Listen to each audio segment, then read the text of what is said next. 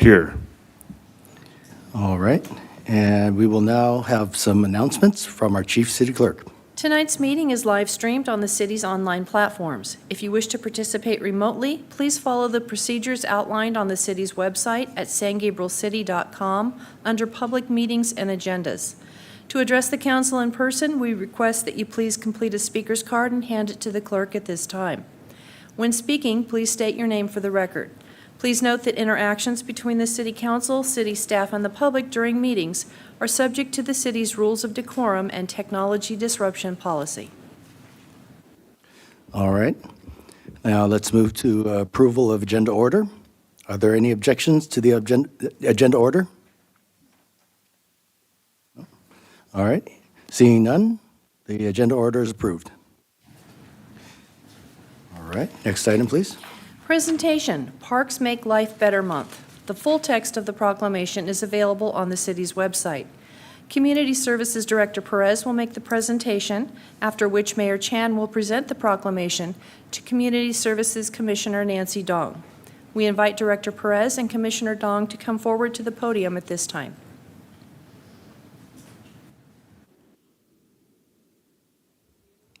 Evening. Sorry. Thank you, and good evening, Mayor Chan and members of the City Council.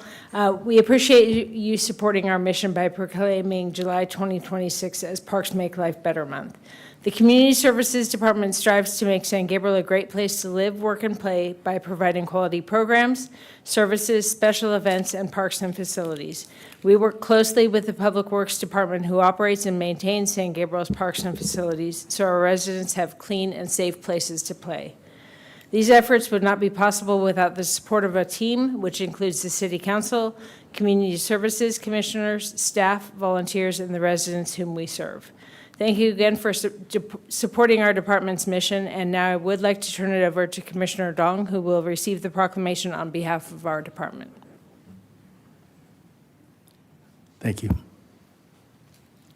Park user. Hello, good evening, everyone. I'm Commissioner Dong, and I am so proud to receive this proclamation on behalf of the Community Services Commission and the Community Services Department. I really believe that parks are very important for the city of San Gabriel and San Gabriel Valley in general, so I'm really excited this is happening for the month of July.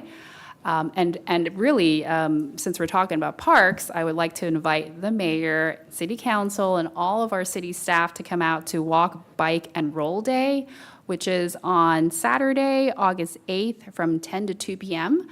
at Marshall Park. And it's a park where the last event we had there was in 2018. This is pre-pandemic, so we really want to activate that park space, also one of the newest parks in the city of San Gabriel. So great that we are having such an exciting event there, where we will discuss alternative transportation options like Ride SG. We're talking about bikes and how to use e-bikes safely. So PD's also coming out and doing a presentation there. So very topical, very important, and I love the fact that everyone's going to come out, get dressed up on their bikes, kind of like Ciclavia, and just have a really fun day in the park. So thank you again for making this this month possible and for awarding this proclamation to us. Thank you, Commissioner Dong. I'll briefly read a quick summary of the proclamation, and then I'll present it to you with my colleagues, and we'll take photos. So the main points are, whereas Parks and Recreation promote physical, emotional, and mental health and wellness through organized and self-directed fitness, play, and activity. And whereas Parks and Recreation strengthen community identity by providing facilities and services that reflect and celebrate community character, heritage, culture, history, aesthetics, and landscape. Now, therefore, be it resolved, the San Gabriel City Council hereby proclaims July 2026 as Parks Make Life Better Month, and in doing so, urges all its citizens to use and enjoy its parks and recreation opportunities. All right, and I would like to ask my colleagues to join me in taking a photo and presenting the certificate.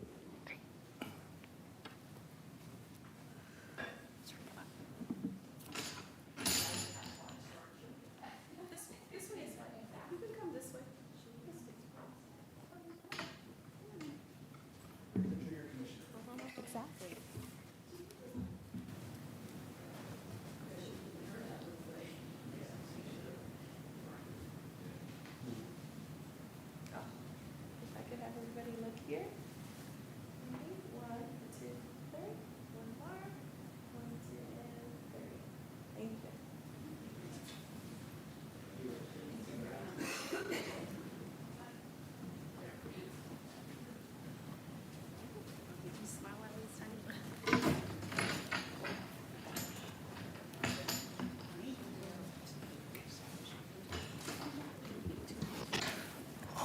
All right.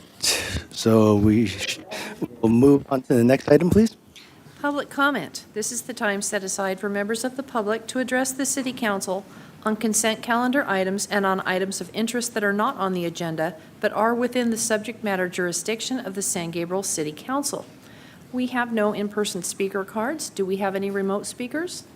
We have no virtual callers or Zoom No public participation. comment, Mayor. Okay. Thank you. Next item, please. Consent calendar. All items listed under the consent calendar are considered routine, and recommendations will be approved in one motion unless a member of the city council requests separate discussion. All right. Would any council member like to pull an item for separate discussion? No? Seeing none? And do I have a motion to approve the consent calendar? Mayor, I move to approve. Okay. Motion to approve by Councilman Herrera Avila. Do I have a second? I'll second.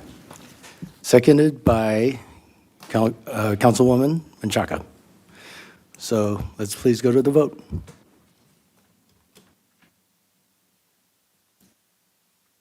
Motion passes by a vote of 5-0.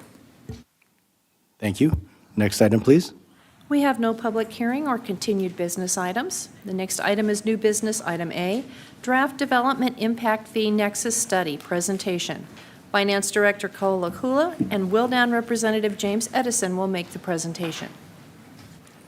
Good evening, Mayor, Vice Mayor, members of the City Council. Tonight, we will be presenting a draft of the Development Impact Fee Nexus Study. A little background before we get to the presentation. So in January of 2025, the City Council approved agreement with Wildan Financial Services to prepare a Development Impact Fee Nexus Study.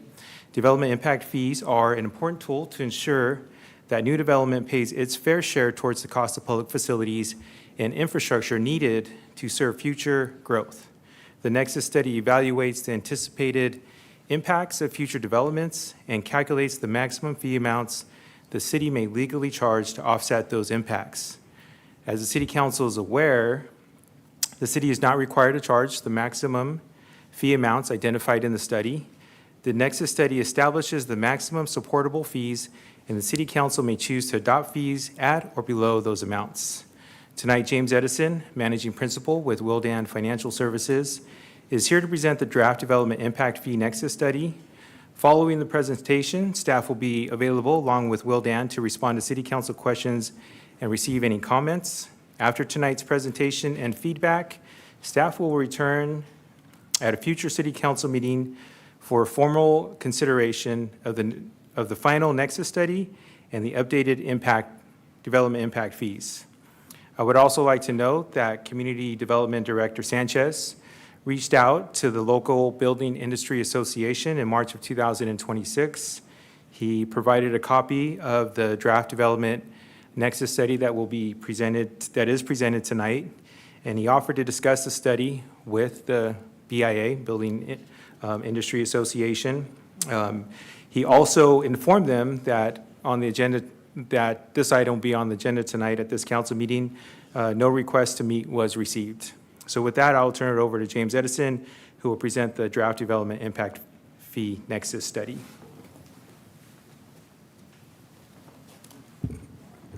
Thank you, Honorable Mayor, Vice Mayor, members of the council. As noted, I'm James Edison with Wildan Financial Services. I'm Managing Principal. I'm the principal in charge for this project, which has gone on, as has been noted, for a bit more than a year now. So I'm here today to just provide an overview of our study. I think you have a copy of it, but of course we're going to be available to answer questions and clarifications, anything else afterwards. But I'll do a brief overview of it and walk you through a few things, and then we can get to Q&A. So just first in sort of general terms, what is it about development impact fee? It's important to distinguish it from the, all the user fees, park fees, building fees, the sorts of things that people pay on a daily basis to get services. Development impact fees are linked to development. So when new development comes along, it could be a new office, a new house, an ADU even potentially.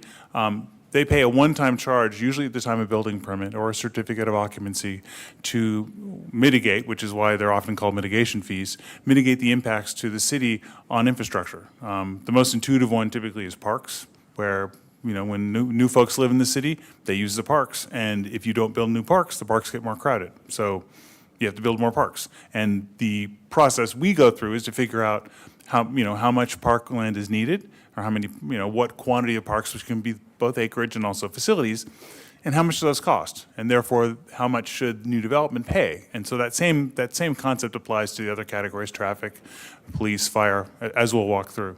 Because the basic idea is development pays its own way is often a sort of a quick way to describe it.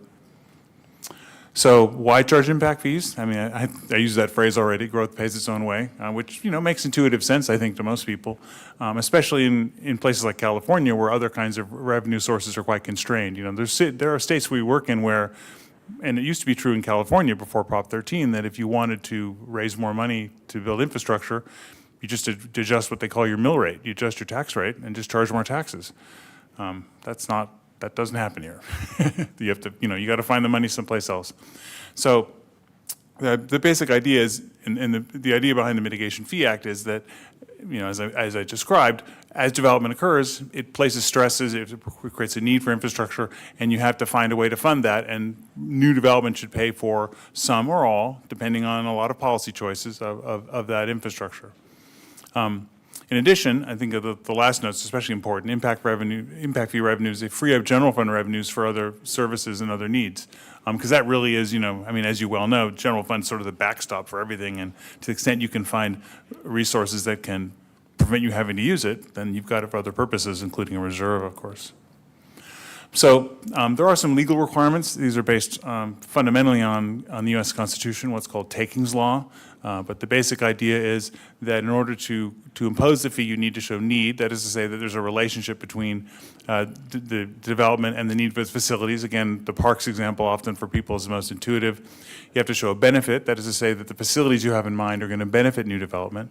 And finally, you have to show rough proportionality, that there's some relationship, a mathematical or other sort of reasonable relationship between the burden you're placing on new development, which is typically the fee you're placing, and the cost of the mitigation. And that's really what the Nexus study is about. That's the calculations that are in the Nexus study that prepare that calculation and look at the facilities that are needed, the development that's occurring, how much the facilities how much the facilities cost, and therefore what the fee should be. So for those of you familiar with impact fees, in about 4 years ago, AB 602 passed, which made a few significant changes to the impact fee programs in the state. For you, for the city's sort of own internal operations, there's some requirements for disclosure. You can see that you have to have your impact fee schedule, prior Nexus studies, 5-year reports. All the reporting has to be available on your website. Many cities already did that, but it wasn't a requirement. But now it is. And then in terms of sort of technical changes, one is that now the Nexus study itself requires a 30-day notice, which is something we'll take into account when we go to adoption. If you do elect to adopt the Nexus study, unlike a typical 10 or 14-day notice, a Nexus study itself requires a 30-day notice. And then probably the most significant change for most folks is that residential fees should be charged on a per square foot basis. Traditionally, they've been charged per unit. But that changed with AB 602. You don't have to charge them per unit, but there's sort of a strong suggestion to do so if you decide to charge per unit or some other way, for example, per bedroom. You have to make a finding that that's actually a better way to do it than per square foot. That's the way that the legislation was written. So the most jurisdictions are going to per square foot, which is a sort of material change and actually changes the math of development, because it used to be that no matter how big the unit was, it paid the same fee. But now a bigger unit pays more, a smaller unit pays less. I think the philosophy behind that was to ease the burden on more affordable, smaller units was the idea. I mean, I think that's, at the state level was the idea for doing that. And in addition, the other change is that you now have to have, if you're a large jurisdiction, which is not what it sounds like exactly. The definition of large jurisdiction is any jurisdiction that's in a county of more than 250,000 people. So no matter how small you are, you're a large jurisdiction as long as you're in a large county. You have to have a CIP for each of your fee categories, which again was not a requirement before, but is something that's now included in this study. So in terms of the basic methodology, I mean, the process we worked through, we prepared an estimate of future growth, both in terms of jobs and also people and housing, based on both your general plan and state resources. We look at facility standards, which is the current relationship between the facilities you have. For example, your park standard, how many acres per park you have per 1,000 people. We determine and look at your CIP, the new facilities and costs. We have a CIP for each category.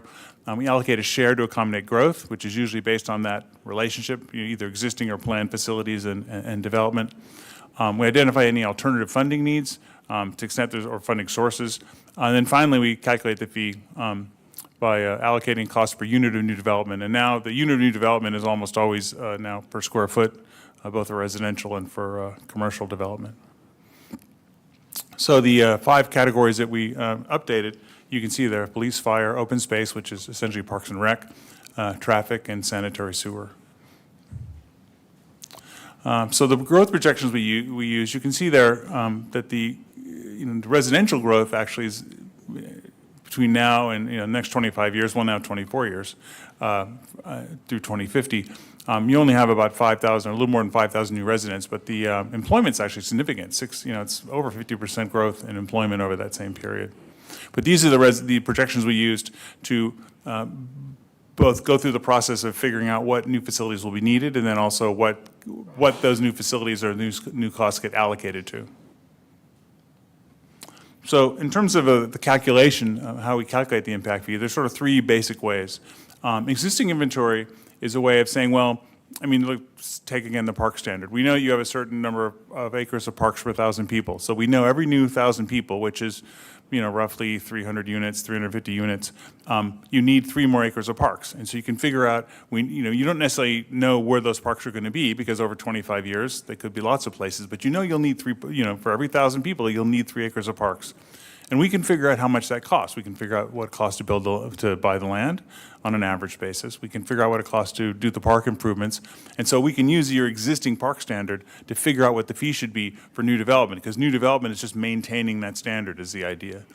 For planned facilities, that's a situation where for future development, you've got certain facilities are needed for new development, and you can just allocate them. Or a portion of them. So you've got new sewer lines, for example. The new sewer lines are needed for new development, and therefore you can look at new development, you can look at the cost of the sewer lines and do the quotient that way. And then last is a system plan method, which is kind of a combination of those two, and applies to especially situations where you have a big facility that you're going to build that actually serves both. So you can't really say it's only for new development. You also can't say that new development is not going to share it. An example of that, of course, is the new police station or new fire stations, where those facilities, they're not only for new development, but they are for new development in part. So the way we calculate that is we actually take the existing facilities and the planned facilities and add them together, and then divide them by the development at the end of the period we're looking at. So at the end, in 2050, we look at the total residents, total housing units, total commercial development, and figure out what the cost is per unit. And so therefore, in a way, you're actually sharing the cost between new development, which will pay at that rate, and existing development, which has a responsibility to fund part of those improvements. And you'll see that play out in a later table where you've got revenue, but you also are going to have some costs you'll have to incur to build some of your facilities that'll have to come from other sources. So in terms of which methodology we use for which fees, you can see a 60 standard we use for parks and open space. That was the one I cited there. Planned facilities, we use traffic and sanitary sewer. In both cases, you had a sort of a capital improvement program that had a number of facilities that needed to be built. And those facilities were allocated to new development on a percentage basis based on the engineering, based on traffic studies, based on other allocations. And then a system plan we use for police and fire, because for 2 reasons, really. One, in both cases, in the case of police, you have a planned new police station. In fire, you've got two new fire stations. And for both of those, because police and fire are actually a system-wide service, there's citywide service that serves everybody, and there's no fire stations allocated to only certain people, and it only responds when there's a fire there, right? They go wherever they need to go. And so it's actually an interconnected system.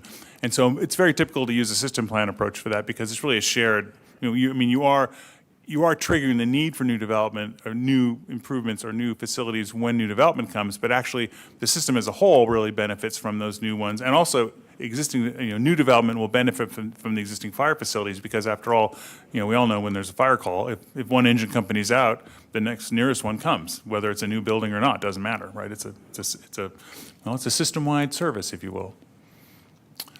So in terms of the planned facilities that we looked at for the study, you can see there's a list there. You have a new remodeled police facility, some equipment for police, fire stations, 51 and 52 expansion, a ladder truck and an ambulance.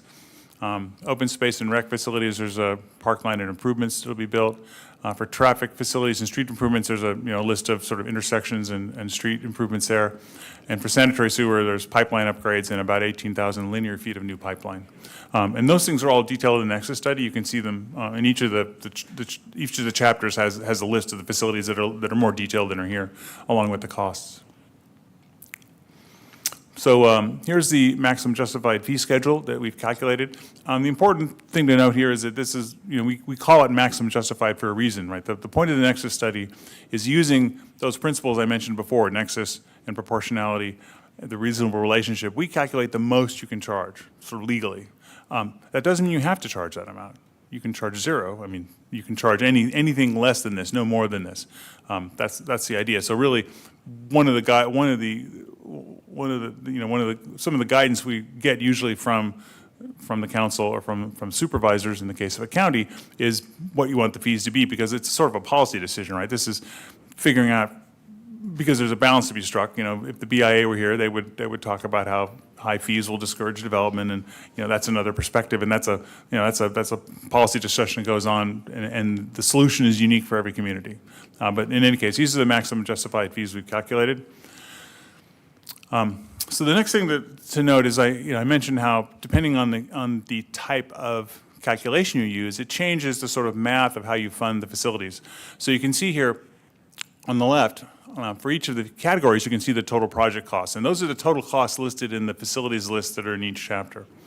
Then, based on the maximum justified fee and the expected development, we have their development fee revenue, which is how much you'll collect, assuming that our projections are correct.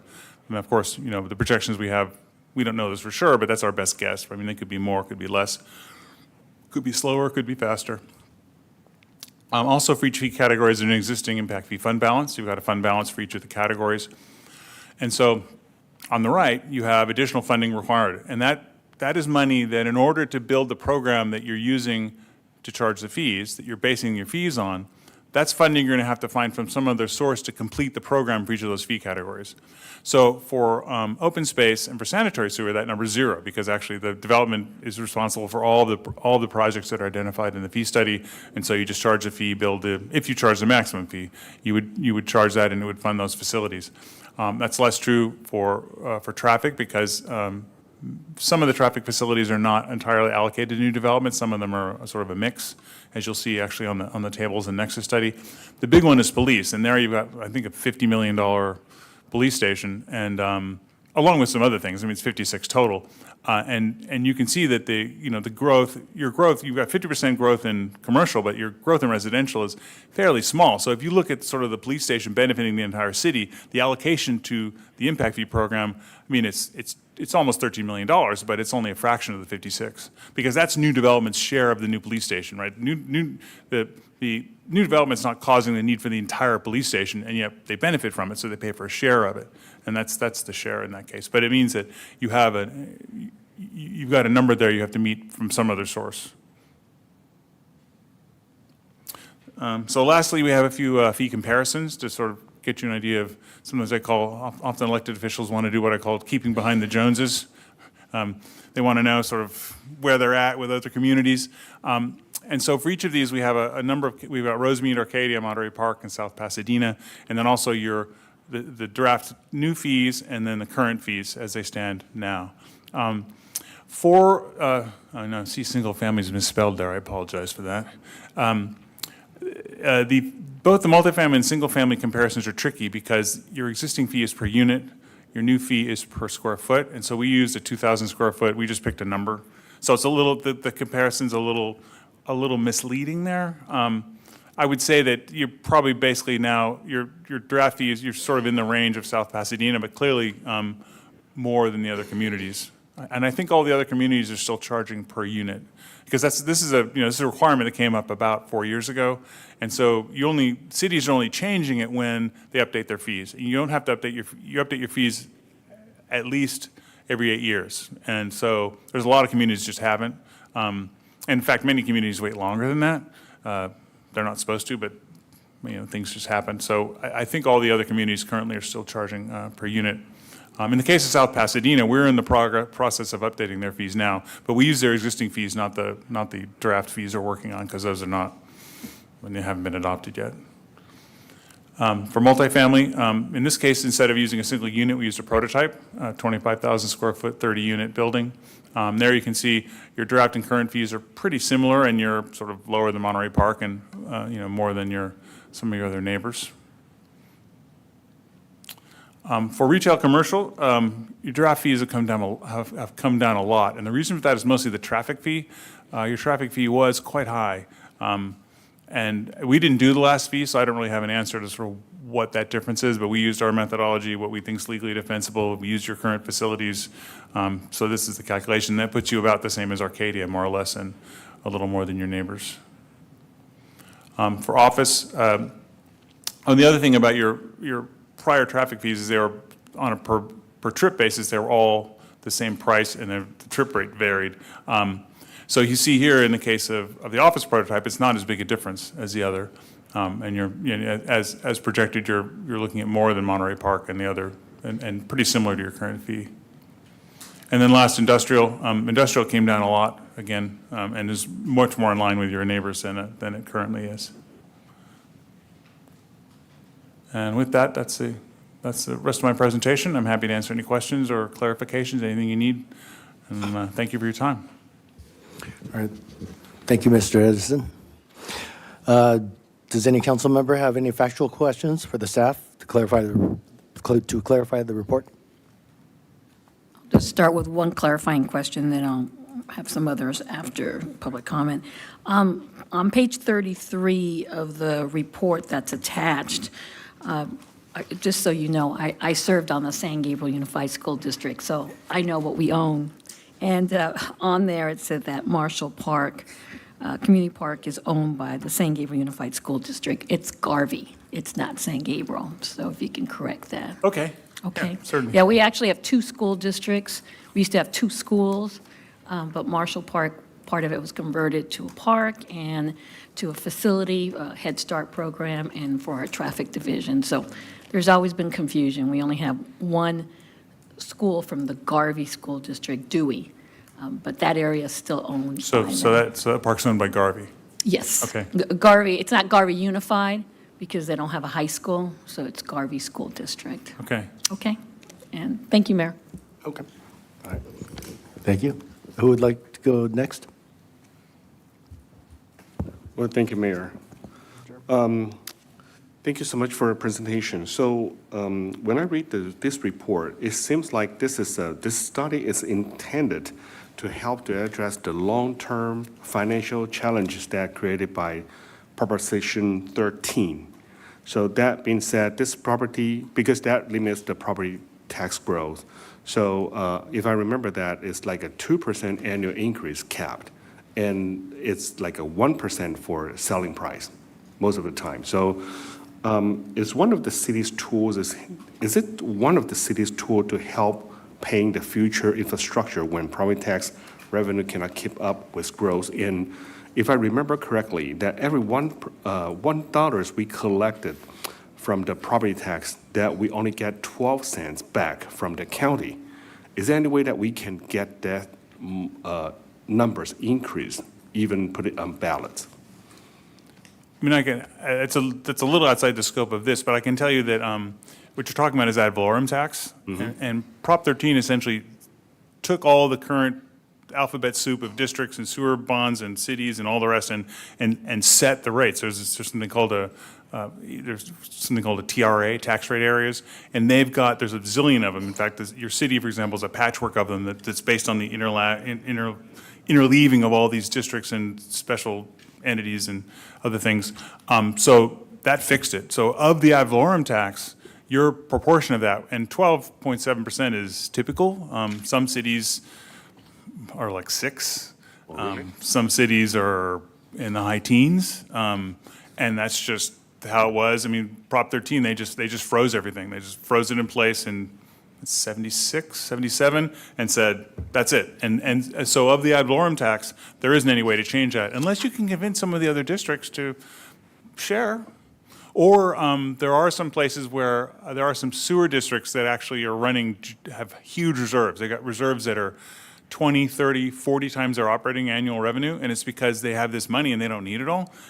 They can't spend on anything else. So people say maybe they should be dissolved, but they, on the other hand, these boards don't agree. I mean, that's got nothing to do with their matters here. But the short answer is no, there's no way to change that. You can pass supplemental, you can do supplemental taxes. You can have special taxes for like CFDs for particular purposes, or you also can have you can add to the ad valorem tax, you can have what's called an override, and that requires a vote, and is not easy.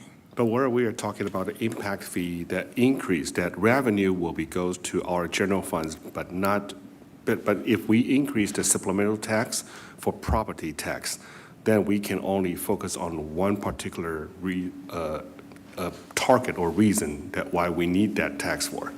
Is that correct?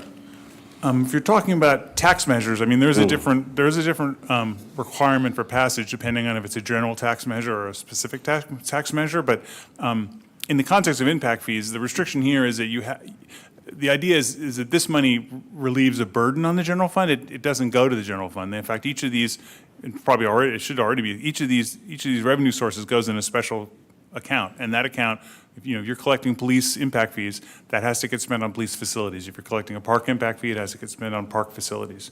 Okay. But it does effectively relieve a burden, because if there's things from a policy perspective you want to construct, to the extent you've got this funding that can help fund it, that means you don't have to find the money somewhere else. Like in the case of the police, the police station, you want to build it. Right.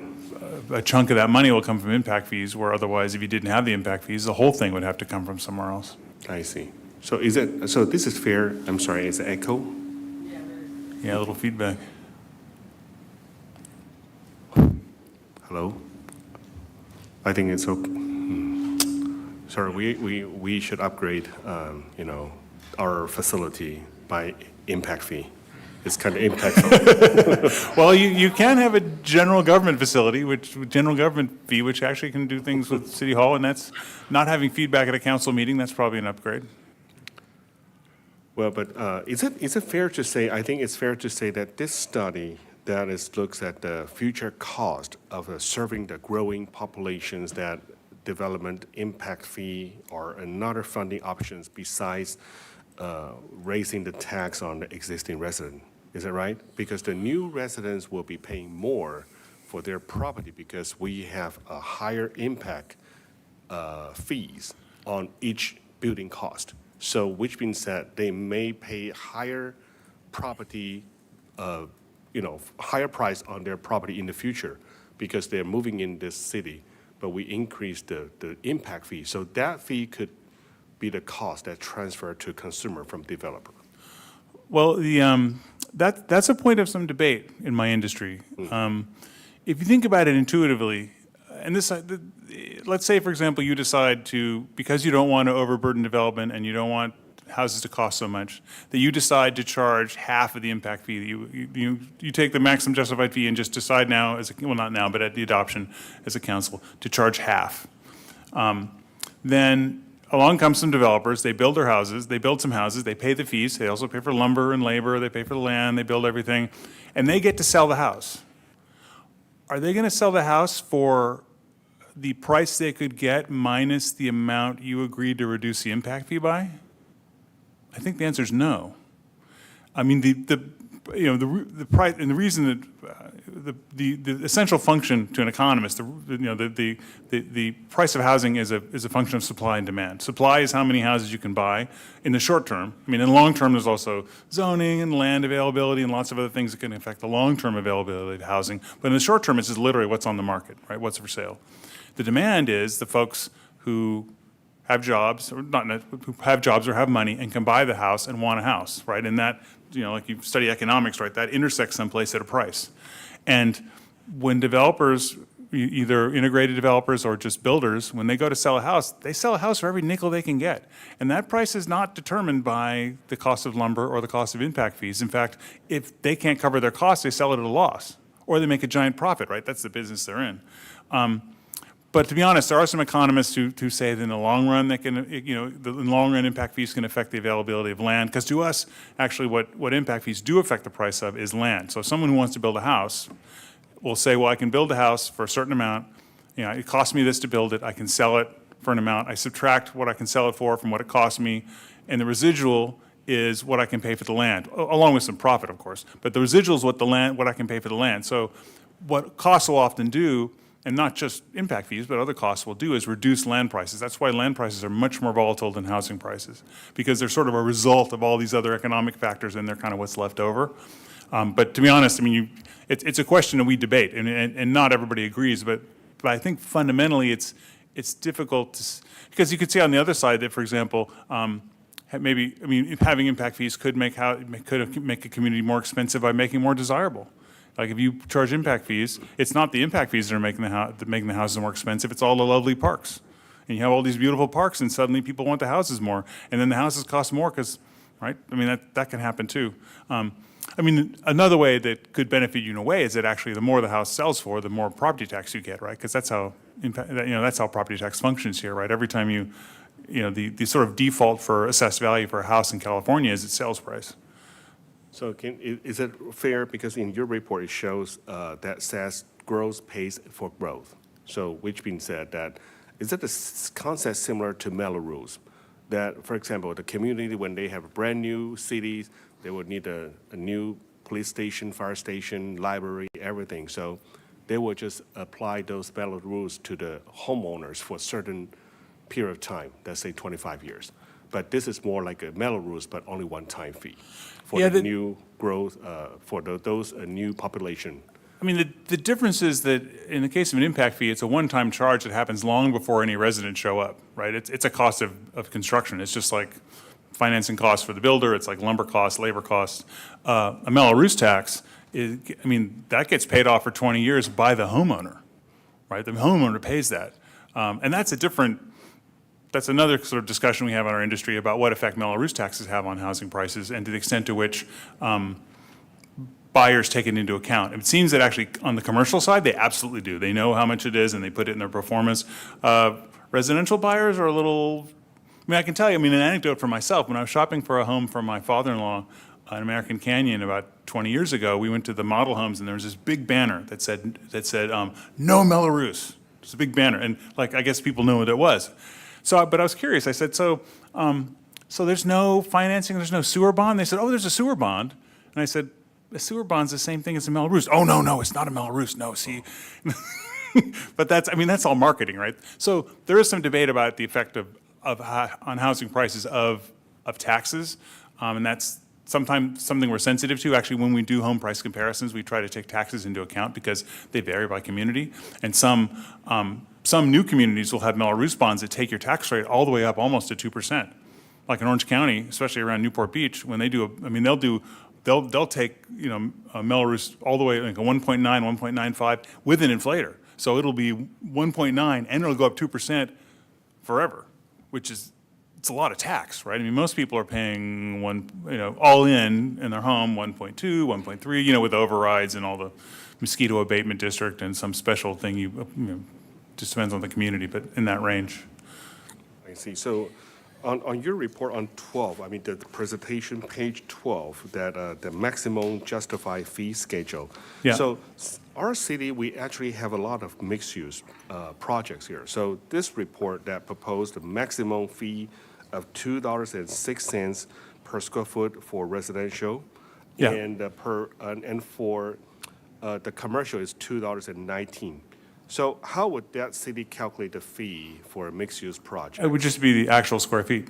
So if you had a ground floor of 3,000 square feet, you pay 3,000 square feet of commercial, and if there's 20,000 square feet of residential above, you pay that. Oh, that's it? Yeah. Okay, I see.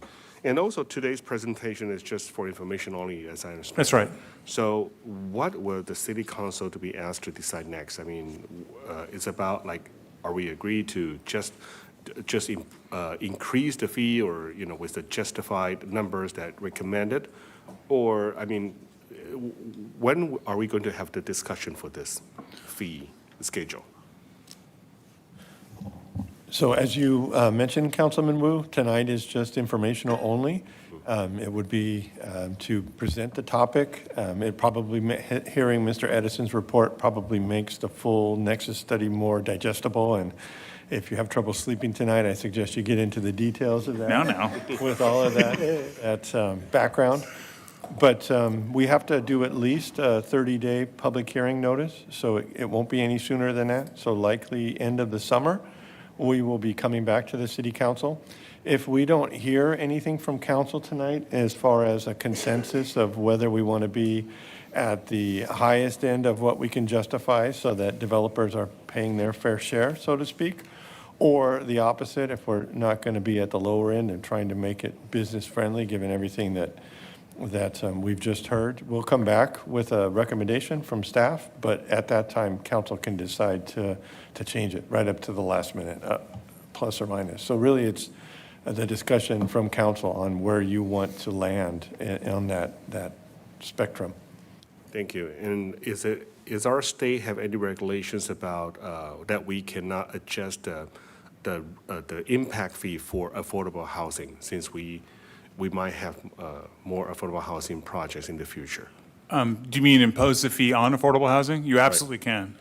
It's typical for communities to reduce the fee for affordable housing, especially where the city itself is involved in the funding of affordable housing, because there, unlike the scenario I described with a builder, the way it works is that the subsidy needed for affordable housing is net of the sort of project cost. And so to some extent, you're just taking out of one hand and putting in another, right? You're charging an impact fee on an affordable housing project you're funding.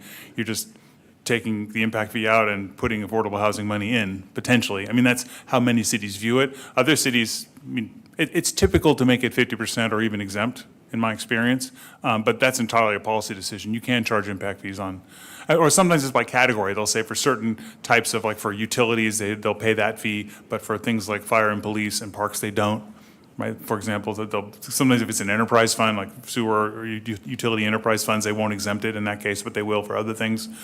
I've seen different scenarios, but it's at your discretion. Okay, so that will be in the city our city decision. It's Yeah. not from the state. Yeah. So even that will trigger the density bonus. So those units that wrote more from density bonus, we still can apply our justified impact fee. Is that correct? Yeah. Got it. Thank you. Thank you. Anyone else? Vice Mayor Wu? Vice Mayor Ding? Okay. Wanna mess Thank up you, again? Mayor. No. Okay, so actually, so for your presentation is 12, and the fee is based on the pages 13, right? If how much the impact fee. I'm sorry, I didn't At the understand. next page, you have the project fee revenue. Yeah. So you have first column, the total project cost. That's you estimate for the future costs for Right. Well, it's the city's estimate. It's the sum of, if you look in the Nexus study, each of the chapters, each of the fee categories has a project list. And it's the sum of all those project lists. So it's the sum of all the things you're planning on building. And then what we calculate is what portion of that can get funded by impact fees.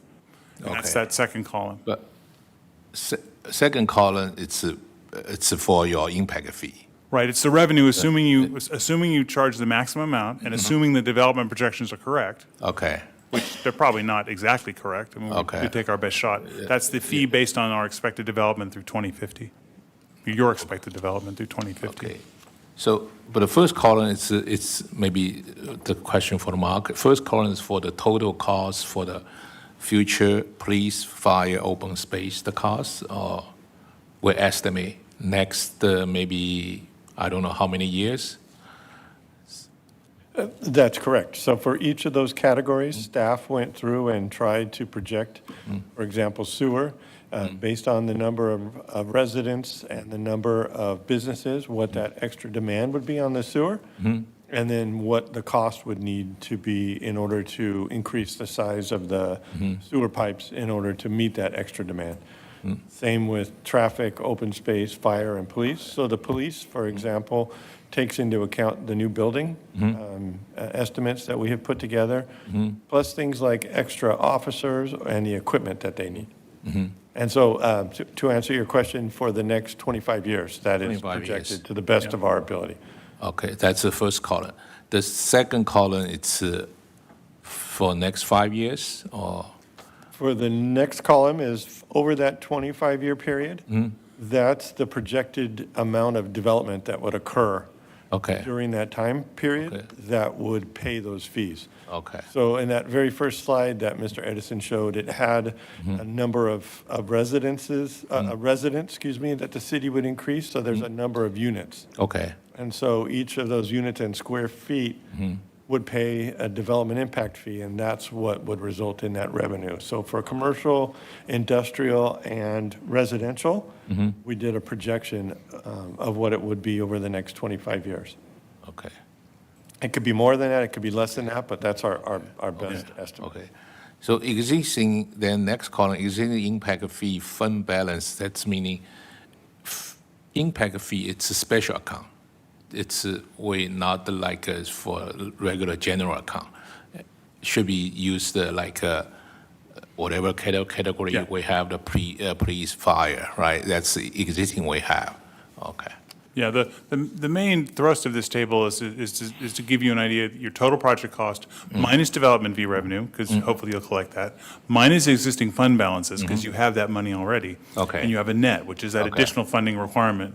Okay. That we, as a policy, this has been our practice for many years, that we want to make sure that the council engages all the policy implications of impact fees. Okay. And one of the implications is, if you're going to charge these fees and have these projected facilities you're going to build, you Okay. kind of have an obligation. To my knowledge, it's never been litigated, but in our eyes, if you put this program together, you do have an obligation to, within the 2050, build the stuff you're promising that you're using to base your fees on. Okay. So that we want you to see additional funding required means that's money you're going to have to find over the next 25 years. So it's $50 million, that's $2 million a year, right? It's not, I mean, it sounds like a big number at first, but if you spread it out over 25 years, it's $2 million a year, which again, is a lot of money. But to a city, it's not, it's not backbreaking. It's, it's a significant expense, but it's potentially doable, but it's Okay. entirely up to you, of course. So the next column, it's like open space and the shoreline, that's special like tax already, so we don't need to count it, right? So the question is, this impact fee is based on last column, like additional fund required. It says if you back to then based on this figure, then you calculate the number 12. Yeah. No, the Is it- additional funding required is the money you need after you've collected the impact fees. after The impact collecting. fee revenue, see development fee revenue, Okay. maybe I should call that Okay, impact fee okay, revenue. okay. The column called development fee revenue, Okay. that's the impact fee revenue.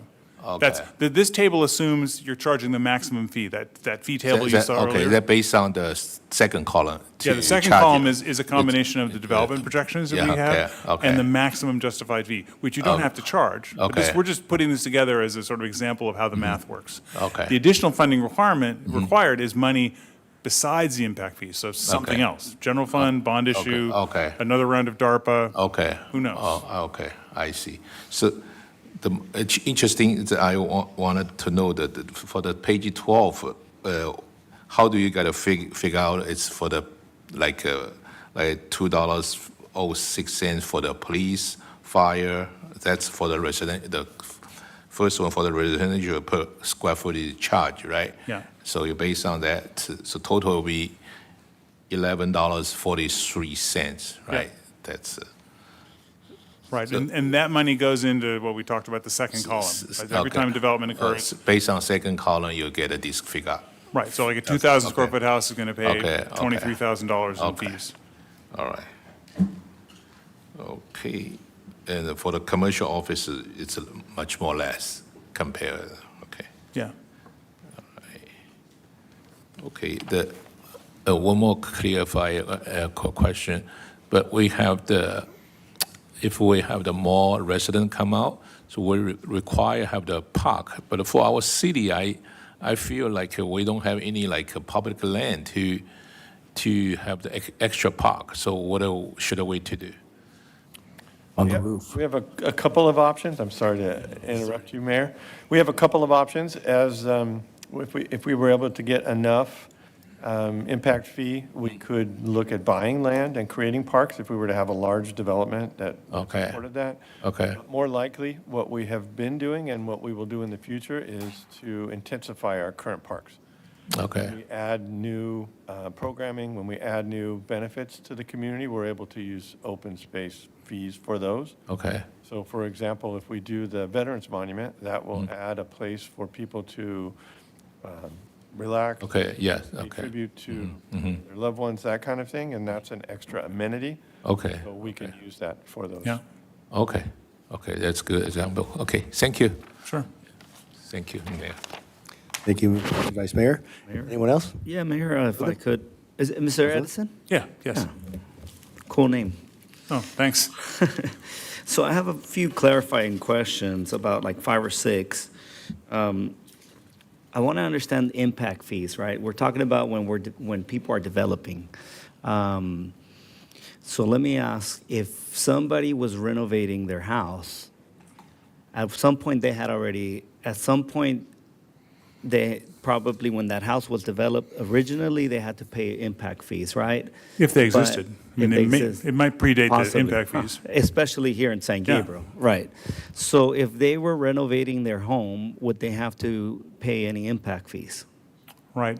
So you have some policy discretion there. Some communities take the view that if you're building a new house, they don't care what was already there, you pay the fee. Others will say if whatever's there already, and this could be replacing a house, or could also be a conversion if you're taking residential and making it commercial, or taking commercial and changing it to a different kind of commercial, they're all kind of the same situation, right? You have something that's there, and you're building something else. Some communities take the view that if you paid an actual fee, you get a credit for the actual fee, and you pay whatever the net is. Others will say, we'll calculate what the fee would be for what's already there, and then they look at the amount that you pay for what you're building and charge the net. In this case, I think because residential is changing to per square foot, it actually raises an option that some cities are pursuing, but most are avoiding, which is actually, you could even charge an impact fee for expansions. I mean, if someone adds 1,000 square feet to their house, you could charge them an impact fee for it. Most communities are not doing that, but that is an option. But typically, some of this is really up to you. And actually, I don't know your current policies, but you've got some discretion here. But the typical approach is if someone is just renovating their house and not adding any square feet, there's no impact fee. Right. It's the Well, same. there's no impact. Right. Arguably, there's no Right. impact, right? Right. Yeah. So, but there would be an impact if they are adding an ADU, right? Right. ADUs are a separate category, and that's actually governed by state law a little bit. ADUs under 750 square feet are exempt from impact fees. ADUs over 750 square feet they're not exempt. Some communities have them pay the amount over 750. So if you're 760, you pay for 10 square feet. Other communities say if you're 760, you pay 760, and if you're 749, you pay nothing. But because the law doesn't say, the law just says exempt under 750. It doesn't say what happens if you're over. So ADUs, and you don't have to charge ADUs. You can exempt them too. I mean, Right. you don't have to charge that Right. category, but you can't charge ADUs under 750 square feet. Right, and I know there's another option where people could subdivide their land if they have enough land, and then they could build a new single res. So that will apply for single. Absolutely, yeah, that's a new house. Yeah, that pays an impact fee. That's clear. I don't think there's any much debate about that. Interesting. So then my following question will be if we can go to slide 15, or actually slide 14. 14, okay. So right here, we're looking at for people that want to build a single-family house, maybe subdividing their property, building another property, or it's just a piece of land where they want to build, we're looking at going from the current, which is about 15,000, to something along the ballpark of 22, 23,000, Right, correct? that's assuming a 2,000 square foot house. Right, so that's only for a 2,000 square foot house, or if it's less than that, it's less money, or, okay. Yeah. So it adjusts It's just with per, the it's per size? square foot, so, yeah. Got it, got it. Now I want to move to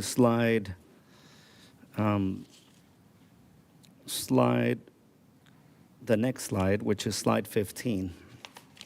When we're talking about multifamily properties, and this, to be particular, the numbers that we're seeing here, just to be on the same page, 30 units, 25,000 square feet, right? Yeah. And the yellow that we're seeing is what we have current, right? And we're looking at dropping it down from, I want to say, north of 300,000 to about 275,000 or Yeah, so. I should say for both of the residential categories, it's a little tricky because your current fee is per unit and this fee is per square foot. And so it's a little hard to do an apples gauge and it, apples to comparison. gauge It's- how many Yeah, units it's are- because you don't know, because it's entirely dependent on what assumption you make about how many square feet the unit has, where before it didn't matter. Right. How many, so these, I apologize, it's a little hard, and we wanted to do the comparison as best we could, but it's a little tricky. Please continue, but I wanted to make that point that it's a little, because the other ones are per unit, it's a little hard to compare. Right, right, because we want to measure the impact, right? Yeah. For each unit, there's an impact for each family living there, right? They're going to be driving a car, they're going to be going to the local schools, they're going to be utilizing all the services. So Yep. that's why we want to kind of gauge that. But I Yep. see how it's harder when you're making it from like 30 units, 25,000 square feet. I can see how that's a little bit different because we don't know how many people are going to be living in that unit, or how many rooms are going to be in that unit, or how much is that going to really encompass. It could be a 30-unit apartment, 25,000 square feet, but it has a big gym facility, it has a pool facility, and the rooms are tiny, so then it's less Yeah. people technically, right? But you can see just here that you know that these units are a lot smaller than the single-family home, because it's 25,000 square feet for 30 units. That means every unit's less than 1,000 square feet. Interesting. So they're paying a much smaller fee, even though, a lot of times, the same size family lives in a home as lives in an apartment. I mean, because that's often, that's not a function, I mean, often it's a socioeconomic, right? I mean, people with more money pay for bigger houses, have bigger houses. That doesn't mean they got more kids or more people living in their house. Right, that's sort of an economic function. And that's, in fact, you're using a single, staff decided to use a single rate for all residential. In some communities, we actually divide it by multifamily and single family, and we have that data. The complication there is actually that if you look at sort of occupancy density, the occupancy density of multifamily is higher than single family. That is to say that there's fewer square feet per person in multifamily, and the people are the impact, right? The people, as you mentioned, the people are the ones that drive the cars, use the parks, all these, call the police, call the fire department. And so actually, when we do a per square foot fee and we break out single family and multifamily residential, the multifamily per square foot fee is higher than the single family fee. Now, the effective fee per unit's lower because the units are much lower, because it's a 20% difference or something, while single family units are like here, half the size of or double the size of a multifamily. But we often get public comment saying, why are the multifamily fees higher than the single family fees, which they are per square foot. Right. But a lot of communities just, we don't want to get into that. And also you want to, encourage multifamily.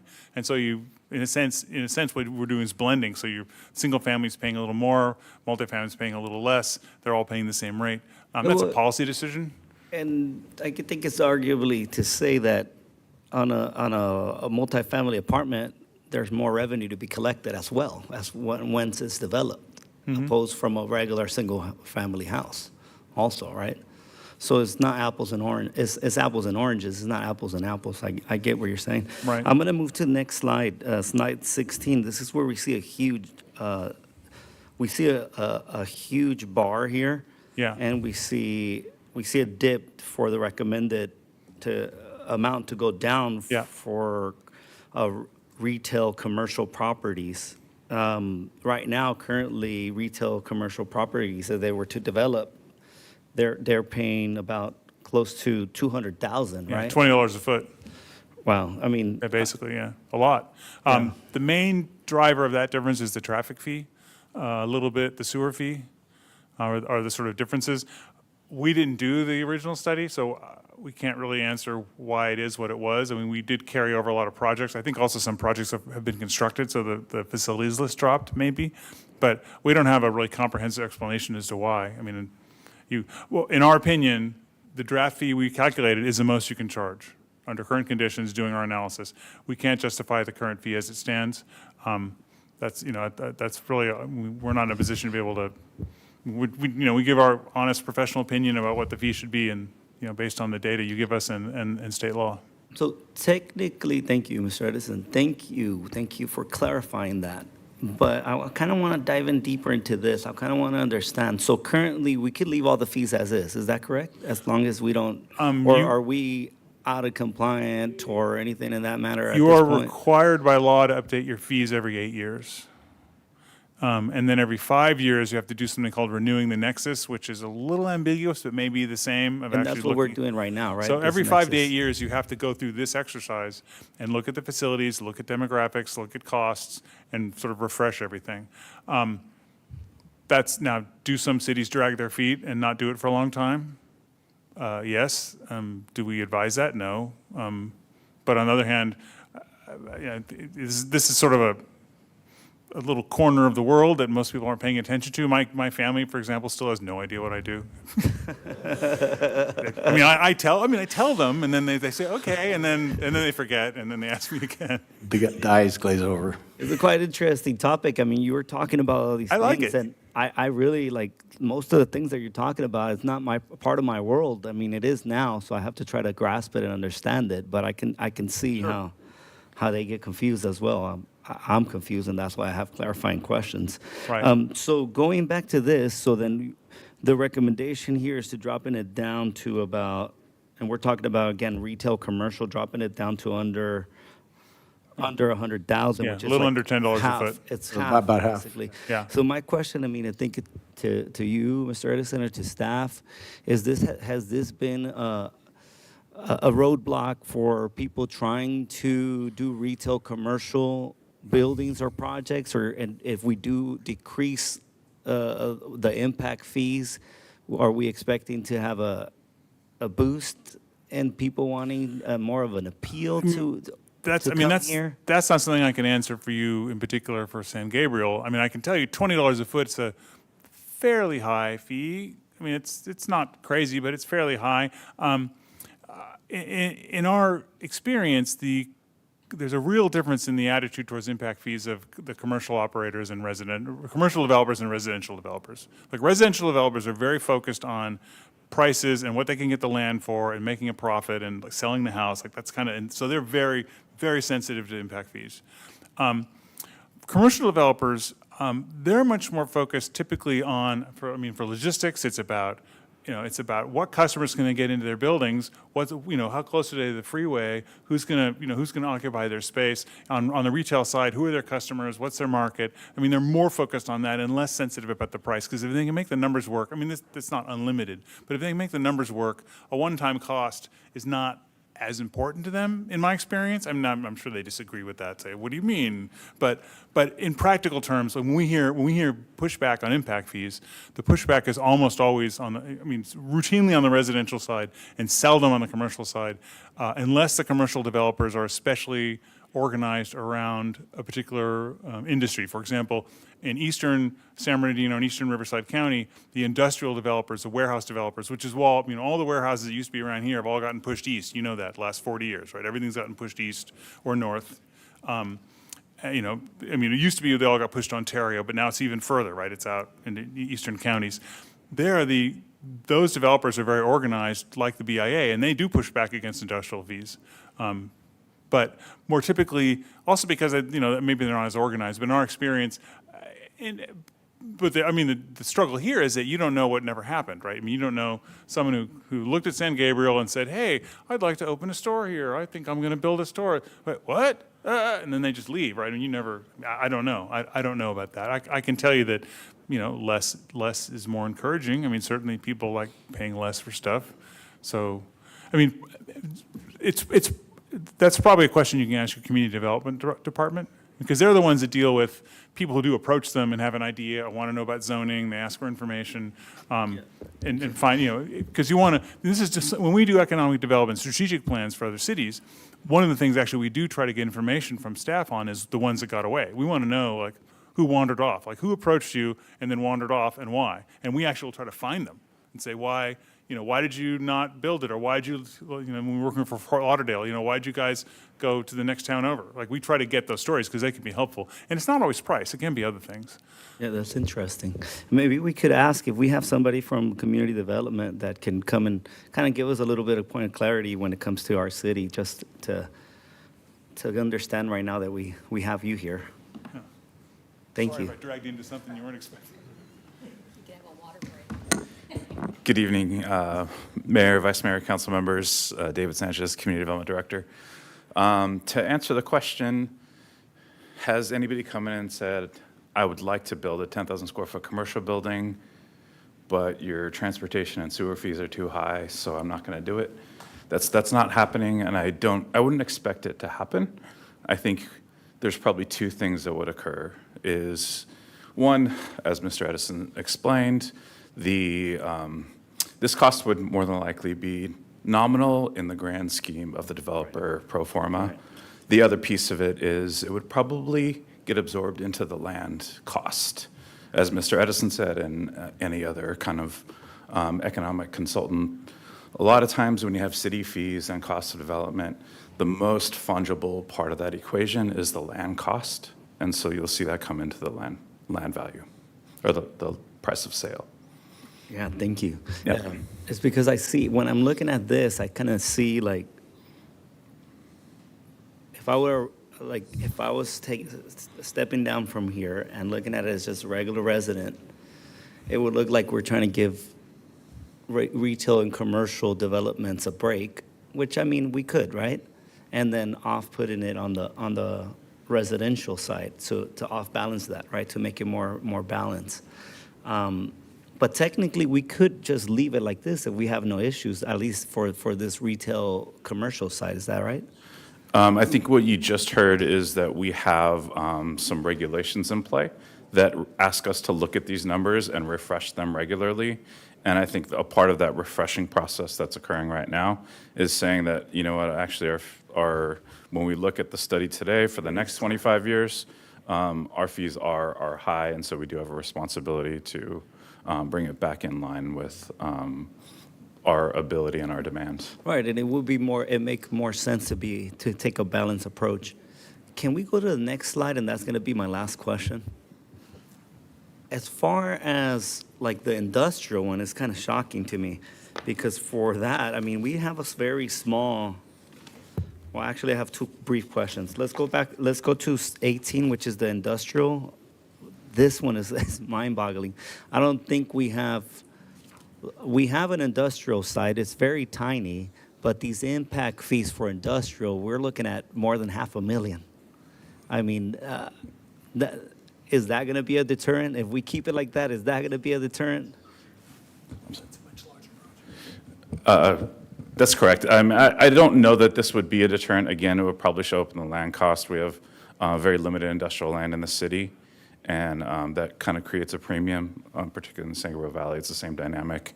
I think at the end of the day, we have a responsibility to update it, and that's what we're looking at here.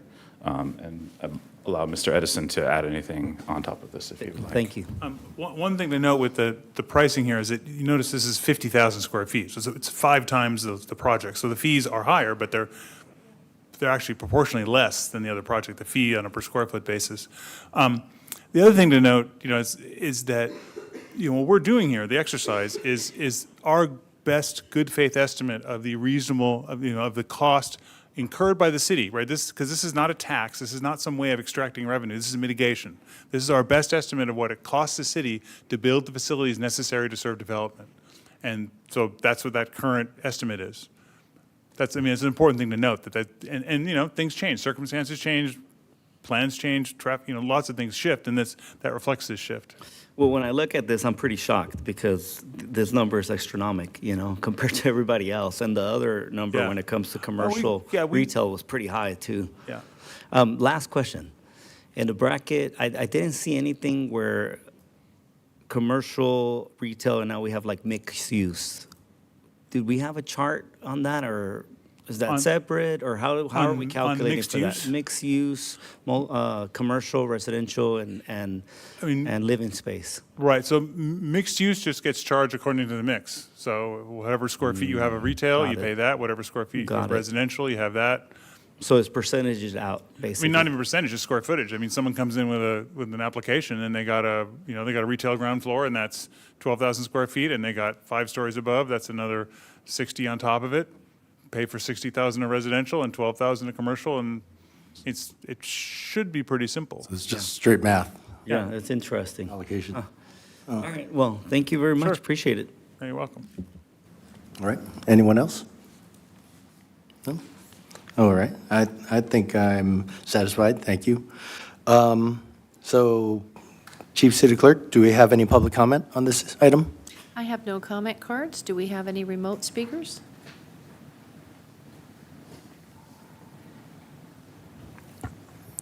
If you are joining us via the Zoom application and wish to speak, please use the raise hand feature located at the bottom of your screen.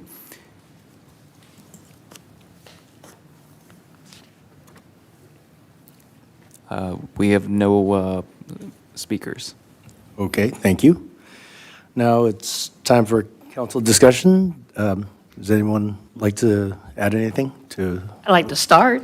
Yes, please. Okay, great. Where are you? Oh, Mr. Edison, hopefully you took some water. You've been very steady here. So first of all, I just want to thank you for being here because you are very thorough, and it's really helpful for all of us. Thank you. To your answers and kind of going through the process. So let me start with, you had mentioned that long ago or in the beginning, the impact fees were based on units and not square feet. So in my mind, we kind of fell behind there, all the cities, I guess, but I'm more concerned about my city because our city is historic. I mean, all of it is still, you know, it doesn't need necessarily improvements. It just needs, doesn't necessarily need improvements, but needs to be either just demolished or redone. And in the police station, obviously, is the best example. So is there any way to bake in this, in the impact fees, the fact that, you know, we're an older city, and so there's going to be more work to be done, or it doesn't really work that way? So impact fees cannot pay for what's called existing deficiencies. So Okay. to the extent you've got facilities that are they're too old or dilapidated or not serving their purpose, you can't just, for example, just replace something. If you replace something and add functionality, then you've got some room there to maybe, like in the case of your police station, or if you take a police station and expand it, you can do that. But if you're just fixing, you know, like say the roof's gone and you have to replace the roof or something, you can't do that. Okay. Because new development really is only paying for the impact it's causing. And new development's not responsible for the state of your existing facilities, whatever they may be. I guess I'm looking at it as, you know, new development would benefit from some of these improvements or expansions. And so I feel like it's such a tunnel vision just to say, well, this is me and this is all I'm Right. going to do, where everything else does impact them. So, I mean, the direct answer to that is existing development also benefits, right? I mean, everybody benefits, which is why in the case of the police station, we're using this system plan where we actually say you're building a new police station and new developments pay for some of it, and you have to find funding somewhere else, which means effectively existing development, the existing city is paying for a part of it too. And that's in proportion to residents and commercial, which means it's mostly, you know, you saw that number, I think it's 43 million left out of 56. So, you know, 13 or so new development's paying for. I mean, they're paying for their share of the new building and they're benefiting from it and they're paying it. And then the 43 has got to come from somewhere else. I mean, essentially it's a burden of the existing city. Although effectively, and this is an argument builders will make sometimes. They'll say, wait a minute, if you go issue a bond to pay for the rest, how come we have to pay for the bond? Our new development has to pay for the bond. Like, well, because, once you're in, you're in. Everybody's in. But but basically, if you find some other revenue source, which is either the general fund or some special tax or a bond issue to pay for that remainder, that's going to come from the existing city. You can't make new development pay for it because the new development is only paying for its fair share. I mean, new development pays its own way, but that means pays its own way, right? Not pays for more than its own way, if you will. Okay. Well, I just think once you're part of the city, we all have to kind of do our part, whether we came now or before. But that's another conversation, I guess. And then on page, I just want to clarify just one more time. So we update our fees every 5 to 8 years. So Well, your fees, I think, you said 2004. Your fees are last updated in 2004. Wow. So you're, So, yeah, so we don't get penalized because I was just thinking like. well, that's the, when you say penalized, I mean, Yeah. the general math of impact fees is that when these updates occur, the fees go up, right? It's unusual for them to go down, honestly. Usually they go up. And for that reason, the folks who would be enforcing that update requirement also know that if it gets updated, the folks, the ones paying it are the ones have an interest in enforcing that requirement, but they know full well that if they enforce the requirement, the fees will go up. So they're kind of slow to the mark. With that being said, there are, city attorney can probably address, there are some other potential implications of expenditure of funds and refunding fee. You can get into other kinds of legal trouble potentially, and I'm not an expert But on it's that. been 22 years, and Yeah. now for playing based on the rules, we're going to get penalized because there are, pretty hefty Well, declines. I would say based on our analysis, you guys have been charging too much. No, I agree Right, with you, that's- but I mean, it that's- benefits us, so. It does, but that's the blunt answer, is it? And that's actually the. It's like we're getting penalized now. Right, So. but that's the reason updates are required, is Okay. because But you want. but we ignored it for 22 years. So what happened? I guess, Mark, you wanted I got to none. play the game correctly? I'm sorry, I just want to clarify something. We have updated our fees, increased our fees. Every year, they get in, and Will, correct me if I'm wrong, they get increased by a factor that we use from the engineer. yeah. There are special LA city engineer estimates. So they've been increased over the last 25 years. What we haven't done is a new Nexus study. So we haven't justified that number based on what the actual demand is. So they haven't been stagnant, and maybe that indicator has risen faster than what our projects are, or I would guess that we've done those projects and haven't used impact fees to pay for those, and so those projects aren't needed anymore. We have several intersections that are already completed that are in our original study. So Okay. they have been increased, they just haven't been reanalyzed. Okay, but they were exceptionally, we definitely, okay, well, at least it went the right direction, but, okay, and then, on page 12, that maximum justified fee schedule, I might need a little help with Mark here, but under commercial, open space, there's a big 0 there. And, I disagree with that, and the reason I disagree is because we've been for years now, and I think Mark and I were around, where we did that study where we said, yes, we are, open space, green space, poor. So what can we do to increase that? And we talked about these layers, and that, for example, Pacific Plaza is a great example. It's a 6-acre project, but they're building a park, and this is a community park. It's honoring the San Gabriel nursery families there. But I thought in this plan, we said, let's start looking at commercial areas and see how we can use, those are opportunities for parks, because we don't have that much land. And so when that study was done, I think there was a recognition that even the commercial properties are benefiting. And so to have a 0 there, it feels like it's contradicting. Right. And so, and I don't remember the study, Mark, but do you remember? I remember Senya was up there doing the presentation, talking about these layers. They looked at the whole city, and they were able to add layers where we can put green space, that they were compatible. Commercial space and green space, open space are compatible. We shouldn't look at it as they're not. And at this point, this is our only, I mean, we can buy, but I think that's much more difficult than, we have existing projects. We have a lot of acres out there, and to take advantage of that opportunity and to recognize that this is a partnership. We want our commercial properties to be more walkable. We talk about shopping local, and we talk about just being outside and having that community in different, retail shops too. I just feel like that doesn't sit well, and I just feel like we should either, I just feel that commercial, there is an interest there. There should be an interest. And then, how does that fall in line with this green space study that we did? I think it was like 2018, 2019. Can you assist me here? I'd be happy to, and there are a couple of concepts at work here, and I think the study you're referring to, and Rebecca can probably fill in more, but we did a parks and open space master plan, and it talked about the different areas we already have and what we could add. So the two things that we're kind of conflating, so just using the Pacific Plaza development as an example, the commercial part of that, so the actual restaurant retail space doesn't pay the open space fee, but the residential part does pay that fee. So they're paying that fee, even though they're putting park space on their own site, they're still paying that fee so that we can create park space and open space somewhere off of that site. So that development does pay into that fee. If somebody was doing just only a commercial development, they would not pay that fee.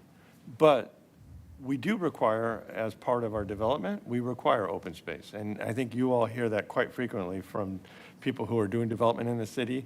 One of the things they complain about is we have such a requirement for open space baked into our project. And it's because we're trying to mitigate that need on each of these sites. So just because they don't pay an impact fee doesn't mean we can't require them to create that open space, that walkability, that green space as part of the project. They just don't pay into it because they don't have, as all commercial, they don't have an impact on the parks for the city.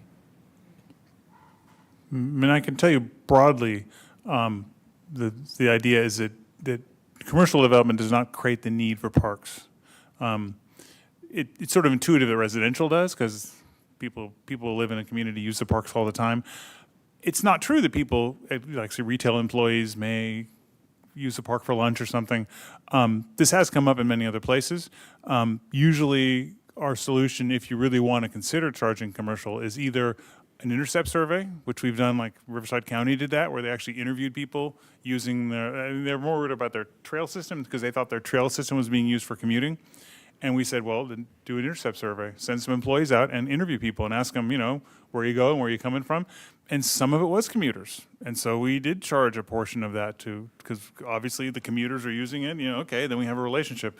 The city of Emeryville in the Bay Area, which you may know, has, it's got more residential now, but it's mostly commercial, and they have parks. And they really wanted to charge, and they did, again, an intercept survey where people in the parks, why are you here? In a sort of gentle way, right? But, and it was a lot of employees who were hanging out and doing stuff and company parties, and so we could establish a relationship. The other way is if you have some sort of, like in your general plan, some sort of a park standard for, and it sounds like you kind of do, you've got like an open space standard for commercial. But in that case, actually, the open space they're providing on site is really an offset to any fee they would pay, right? If you did sort of calculate some fee for them, then they would get a credit for actually providing it. So it might end up being net zero. But if you had some sort of standard in your general plan that said, we've got a certain ratio, like a park master plan usually has a certain ratio for, parks per 1,000 people or something like that, you could have a park standard for commercial. It says, we need to build, for every 10,000 square feet of commercial, we need to build a half acre of parks or something.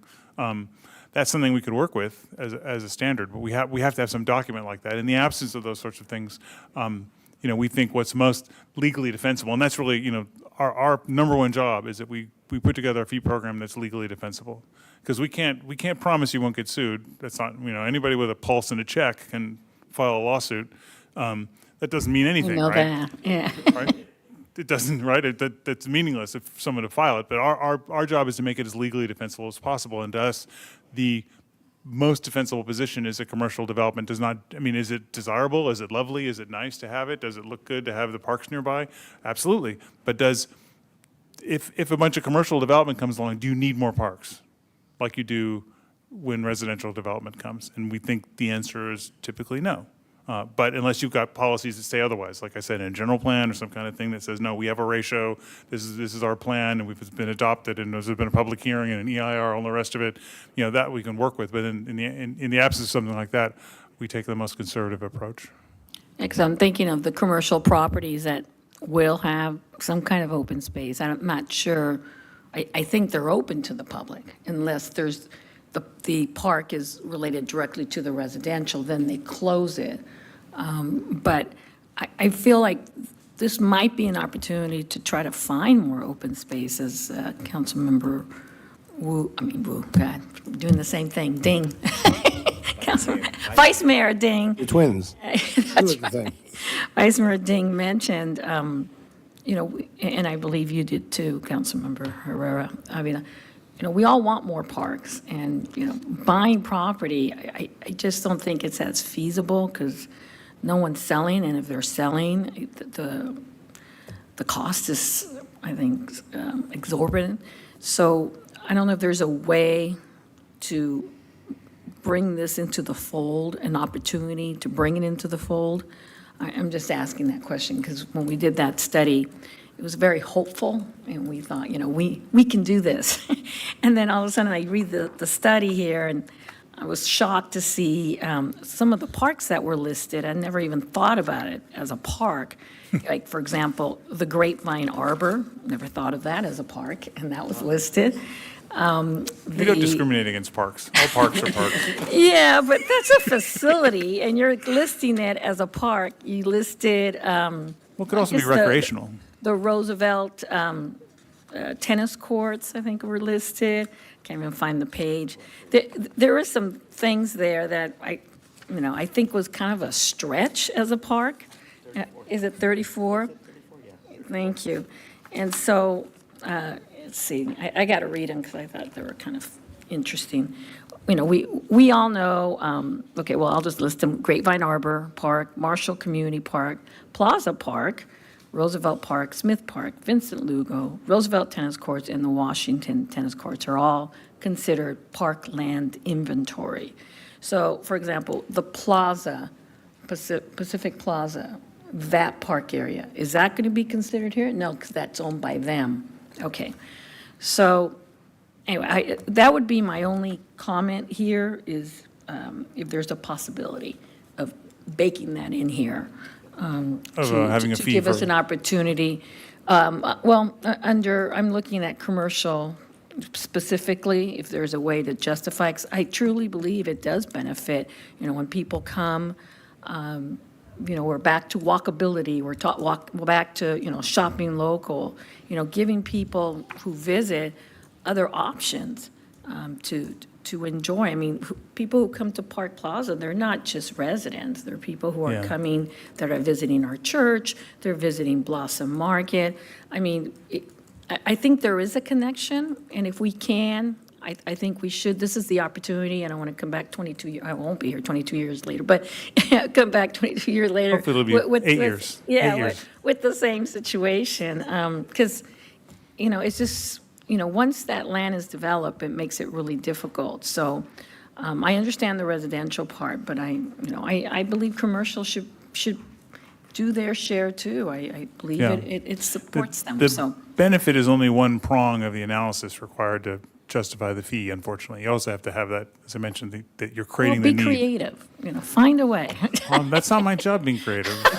I mean, you already said I was creative on the list of things I included. I think that's the limit of my creativity. Well, I'm asking you, do your best, because I can't, I don't know I'm just letting you know what I would like to see, and I think. You're not alone. We hear that a lot. Two other people have mentioned about, we need to increase this green space. So if there's a way, please bring it forward. But otherwise, I think, yep, that was it. Thank you so much, Mr. Edison. Thank you. All right, so do we, Oh, yes, go ahead, sir. Well, thank you, Mayor. The question is, I will need Mark's help. So first, I think I just follow after Councilwoman Menchaca's questions. That is, we have a Plaza Park, not Plaza Park, I'm sorry, the Passaic Plaza, which is the projects that is 252 or 254 for phase one, and maybe pretty similar units for phase two. I remember that our city will requires 1% of the construction cost need to go to the public arts. So if the builders decided not to build so many, they said, we would like to build a park there, will we just trade in as like an equivalent value with those units into the park and calculate that as 1% of their building cost? Because we will require them to build something or to make renovation of the streets or anything that will be benefit the community, which is great. But for that 1%, can they saying, we supposed to build, we are able to build so many units here, but we're not going to build that many. We would like to give up the lands and we will just build a park there. So can they transfer that value into the public art? Thank you, Councilman Wu. That would be a negotiation that a council would make when they're doing a development agreement for a project like that. I can't remember if you were on council at the time we approved that project or not, but that project required density and other amenities, and so we entered into a development agreement. That would have been the time to have that negotiation, and if the council at that time felt like dedicated open park space to the community was more important than an art in public places fee, we could have had that discussion or that negotiation. At this point, I think that ship has sailed because the project is already being constructed and their pro forma is based on paying those fees and they will build the art. And I think in this case, the art is what Councilwoman Menchaca mentioned, which is the dedication to the family who owned the nursery, and they're going to have an installation there that speaks to that family. So that art is going to occur. But the short answer is, for example, when a project comes forward at Las Tunas and San Gabriel at the former car dealership site, if the council is in the process of negotiating a development agreement, that's the time to look at whether we want additional open space as part of the project instead of some of the impact fees or the park, the art in public places, that kind of thing. So since we will have a park between two phrases in Plaza Park, the Plaza, what's that called? I'm sorry. Pacific Plaza. Then Rubio Village probably will have pretty similar things. Do we define those parks inside of the projects as a public parks that people can access to that park? Or it will be a private? I'm sorry to cut you off. No, we don't define that as a park. Rubio Village will not have a park like Pacific Plaza. It will be in the middle of the project. It'll be spread throughout the project. Pacific Plaza was a different animal because it was so big and because of the two phases and the plaza in the middle that they wanted to create. So it has open space that is technically private, and if they wanted to prevent people from entering that, they could, especially in the evenings, at nights, that kind of thing. But they wanted to make it open, and also they wanted to have access from the street behind so that people can come and go to that project. That's a little different than projects like Rubio Village, where it's a little more insulated and the open space and amenities are for the public. Pacific Plaza will have that as well. They have pools and other kinds of amenities for their own residents within those phases. And it may not be a pool, but they have amenities that are only for the residents, but it's unique because that general plaza is open to the public to walk. And when I say open to the public, again, it's not public space. They could potentially cut that off if they had problems with people who were there that weren't desirable. So that Like who? must be defined as a private property no matter what. That's right. Okay, got it. Thank you. Thank you. Thank you, Councilman Wu. Anyone else have any clarifying questions? This is deliberation. Is it both? We're doing Is it both, I guess. Is it both? Yeah. But So, I mean, Yeah, go ahead. I mean, this I feel would be the perfect opportunity to understand, like, from the conversation that are taking place right now, to understand that the majority of the council, like Councilmember Menchaca says, wants parks, right? But there's something we lack at this point, and there's measures that we are putting right now into place so that we're in a better situation, and that's finance, right? If we had the finance, we could easily buy particular small parcels that are maybe for sale on a corner or something, and then have pocket parks, but that takes money. Knowing that, is that something, and I guess I'll ask a question too, is that something that we should also have into consideration, that the council wants to do that? Would that be on this phase, or would that be, it sounds like that would be part of a master plan. Well, that's a master plan and a discussion with staff about how you spend the money and where and when. But having the money available certainly means, I mean, I think it is a smart idea to be opportunistic. So, I mean, when you don't want to, the worst scenario is you identify a parcel, announce you need it, and then the seller knows, and then they're off to the races for the price, right? As opposed to like, oh, that looks pretty good. Someone's selling it already. You go pick it up, right? I know cities do that. Like they'll pick up things, we call it land banking. I mean, they're just being opportunistic, right? To sort of assemble the parcels they know they'll need in the long run. Sure, but that's got nothing to do with this. This is really we're talking about the funding here. Interesting. Okay. Thank you. I appreciate it. And Sure. thank you so much for the presentation. It's a lot of interesting numbers and just facts. Happy to help. And I appreciate it. Thank you. Thank you. Thank you. All right, colleagues, council members, any other discussion? All right, seeing none. Oh, you do. Oh, sorry. I raised a hand already. Vice Mayor. I didn't hear the second Zoom meeting. Okay, thank you, Mayor. So, yeah, right now, the new study is to have to, based on the per square footage, not for the unit. Yes. That's a state law. Well, it's a state strong suggestion. It doesn't actually, it's not a requirement. I mean, so what the state law says actually is that if you do per square foot, you are presumed to meet the Nexus requirements and proportionality, which actually, honestly, I mean, I am actually an attorney, but I'm not a practicing attorney. That's actually federal law, so that's not a promise they can make. I mean, this stuff goes, I mean, we just had the El Dorado County just had their, the Sheets case just went to the Supreme Court.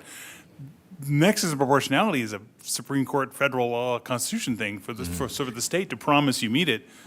I don't buy it. I mean, okay, no one's litigated that, but the way it's structured is it says, number one, you are presumed to meet these nexus and proportionality requirements. That may not be the exact language, but that's the idea.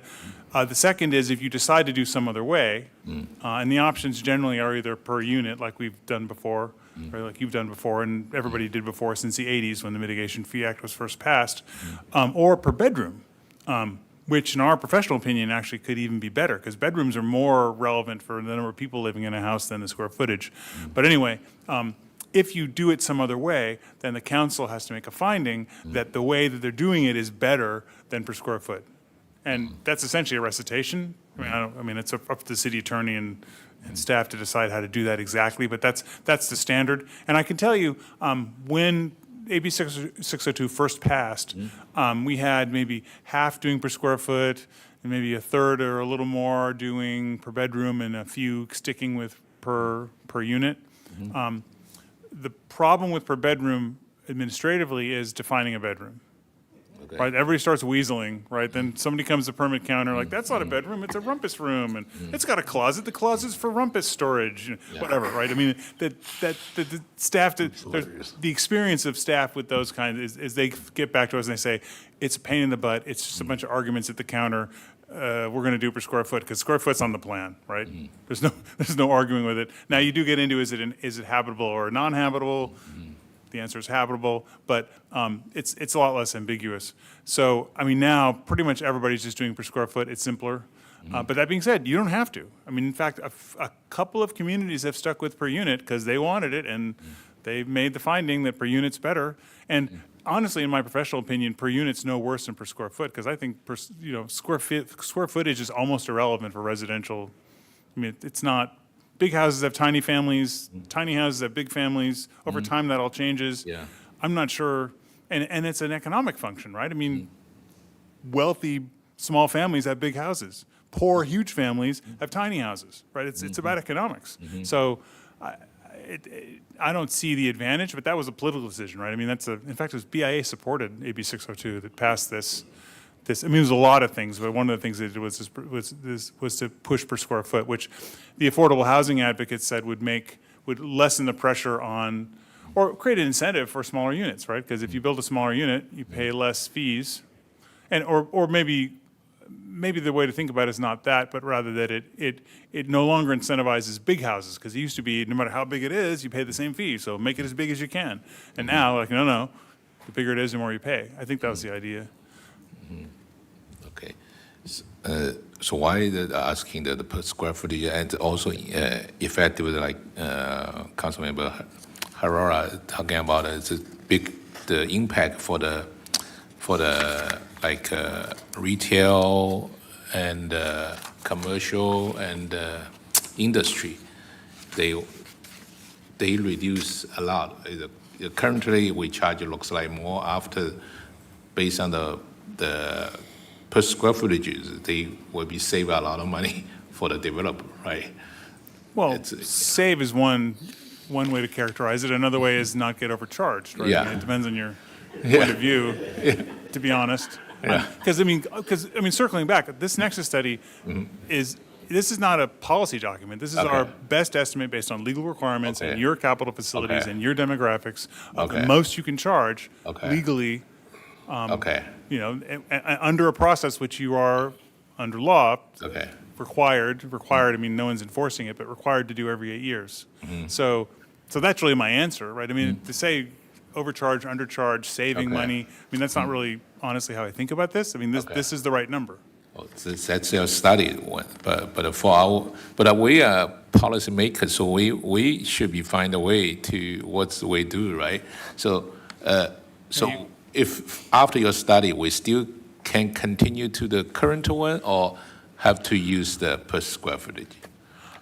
Oh, you mean per unit or per square foot? Yeah. I mean, you can, as a council, give us, I mean, part of this process, the reason we're doing this and talking about the administrative studies to get your feedback. And so if your feedback is, and it's important to note that the per unit is not the commercial, it's only for residential, right? Commercial has been per square foot all along. Yeah. But for residential, you can direct staff that you want it to be per square foot, and per unit. And if staff and the city attorney is comfortable with that and makes the finding, you can do that. I mean, that's part of why we're having this discussion. That's why we did it now, as opposed to, I mean, we don't want to, I mean, I think this kind of exercise, not every city does this, but it's useful because it's a chance to really have a discussion about these issues, as opposed to getting pushed to the decision point where, you have to decide and adopt it or not adopt it, and right, when you can actually step back a bit and not get into all the issues about the price level but about what's good policy. So honestly, this is what we're expecting, right? You give us feedback on, does this make sense? Is it good? Are things you want to change? Are things missing? Are there errors, right? We're a wrong school district, right? I mean, let us know. Yeah, for the multifamily, should be like encourage like affordable housing, something. It's reduce it. I saw it, right. For the single family, it's actually they increase a lot. Right, so currently like 15,000, and then after per square footage, based on 2,000, it's almost. That I mentioned before, that's a little misleading because the existing fees per unit and the new fees per square foot, and we just picked 2,000, so it's not. I would treat them as more not changing a lot. It's a little. We can circle back and try to come up with a better way. It's another. Like apple to comparison. It's not, because it's a per square foot, and we're just assuming a 2,000 square foot house. It's a 3 unit or something like. It's the unit. Unit is based on the bathroom or based on the. No, the unit, like 3-bedroom, 2. It doesn't matter, a house or just a single family house. Yeah. Okay. Or an apartment. Yeah. Okay. So. Yeah, I mean, another thing you can direct us to do is give you a sort of a better account of that. I mean, it's been a puzzle, actually, as we make the shift to per square foot to try to explain that better and tell you whether it's going up or down, because it's sort of a head scratcher for us too, honestly. But also, honestly, for the impact fee, so I just want to see what's the financial impact after we follow the new rule. So how much the difference? I mean, impact. something that's possible is, I mean, we can do a historical analysis, look at the last 5 years, how many units got built, how big they were, and, how much they paid, and how much they'd pay under the new fee, Okay. right? And that would actually give you a sort of a apples to apples, essentially, because you could look at actual okay. construction, there's a 1,700 square foot unit and a 2,700 one and whatever it was. I mean, we can do that. I don't mean to volunteer staff, that's not my place, but we can do the calculation part. It's not, Okay. once we have the numbers, it's not complicated. Okay. If you want that, I mean, that's something we can do. Okay. So another question, I just asking if like more square footage, like a biggest, like for the retail or whatever, is it possible we can have several different level, like a single house, it's per square footage, is what's the impact fee, and for the retail office, it's different impact fee? It's already a different impact, Yeah. but based on the square footage. You mean If it's charge a more lot, per charge square more, foot yeah, if it's more square feet? yeah.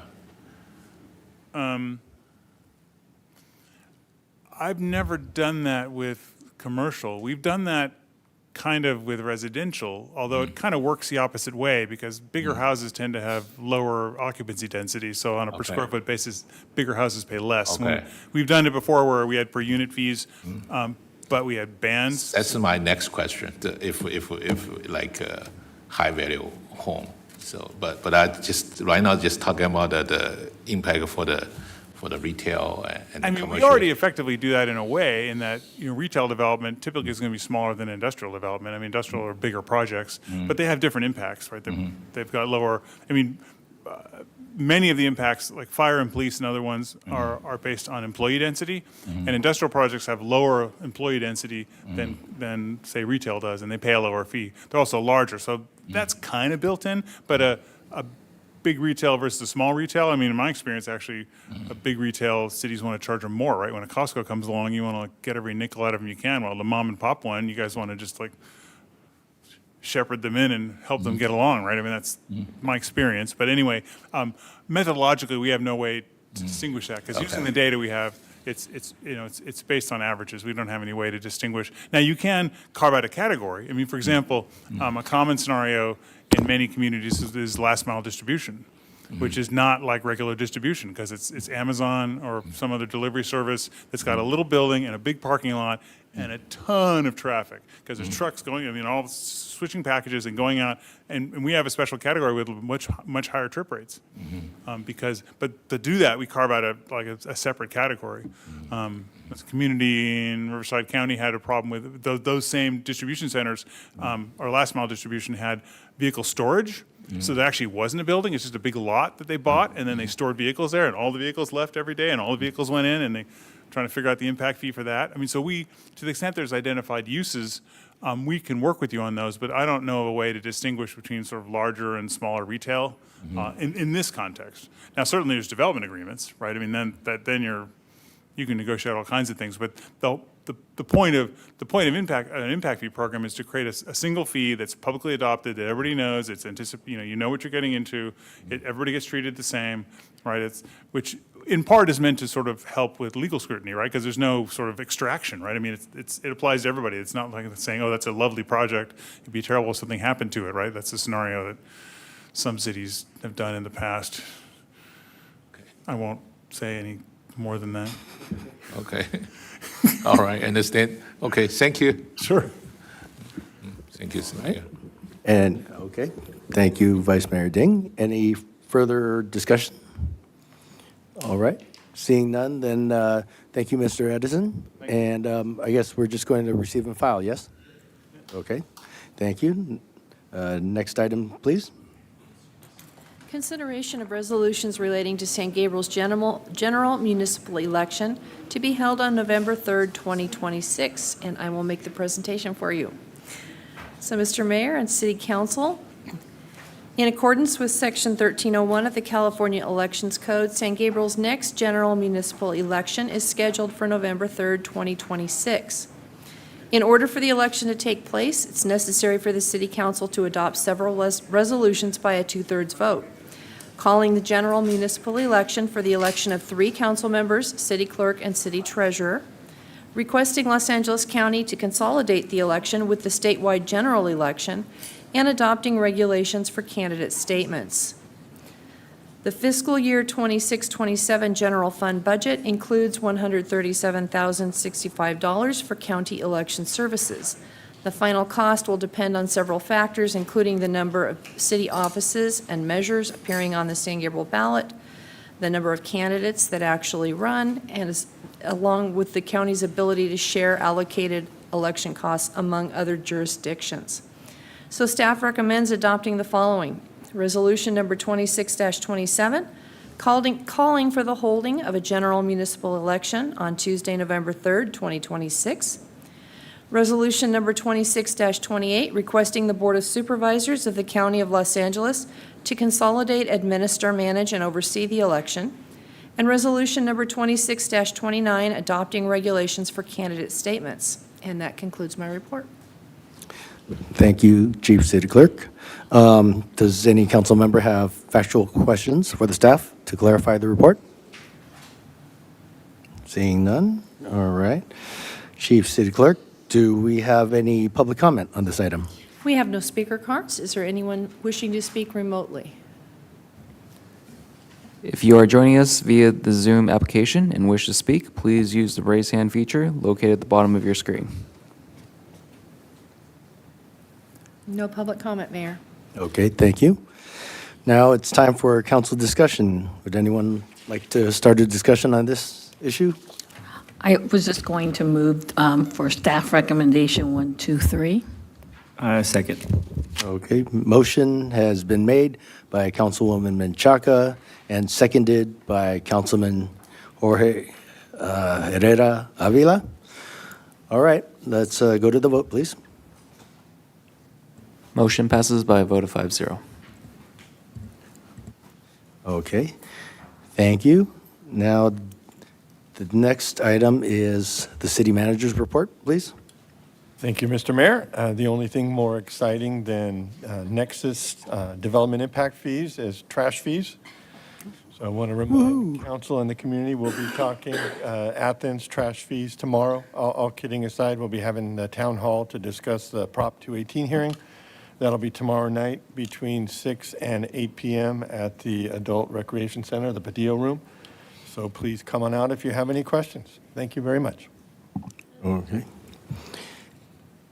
Thank you. Now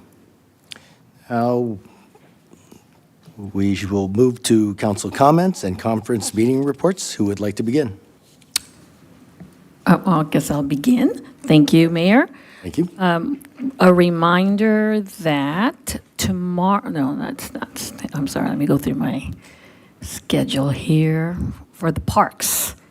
A reminder that we were able to secure $500,000 grant from the Los Angeles County Regional Park and Open Space District. Thank you to Community Services. Thank you to Rebecca and Matthew for that. As part of that proposed enhancement, we're looking at improving, renovating the pool facility, adding a splash pad, and creating a sheltered picnic shelter, or shaded picnic shelter. So there are like 5 meetings scheduled.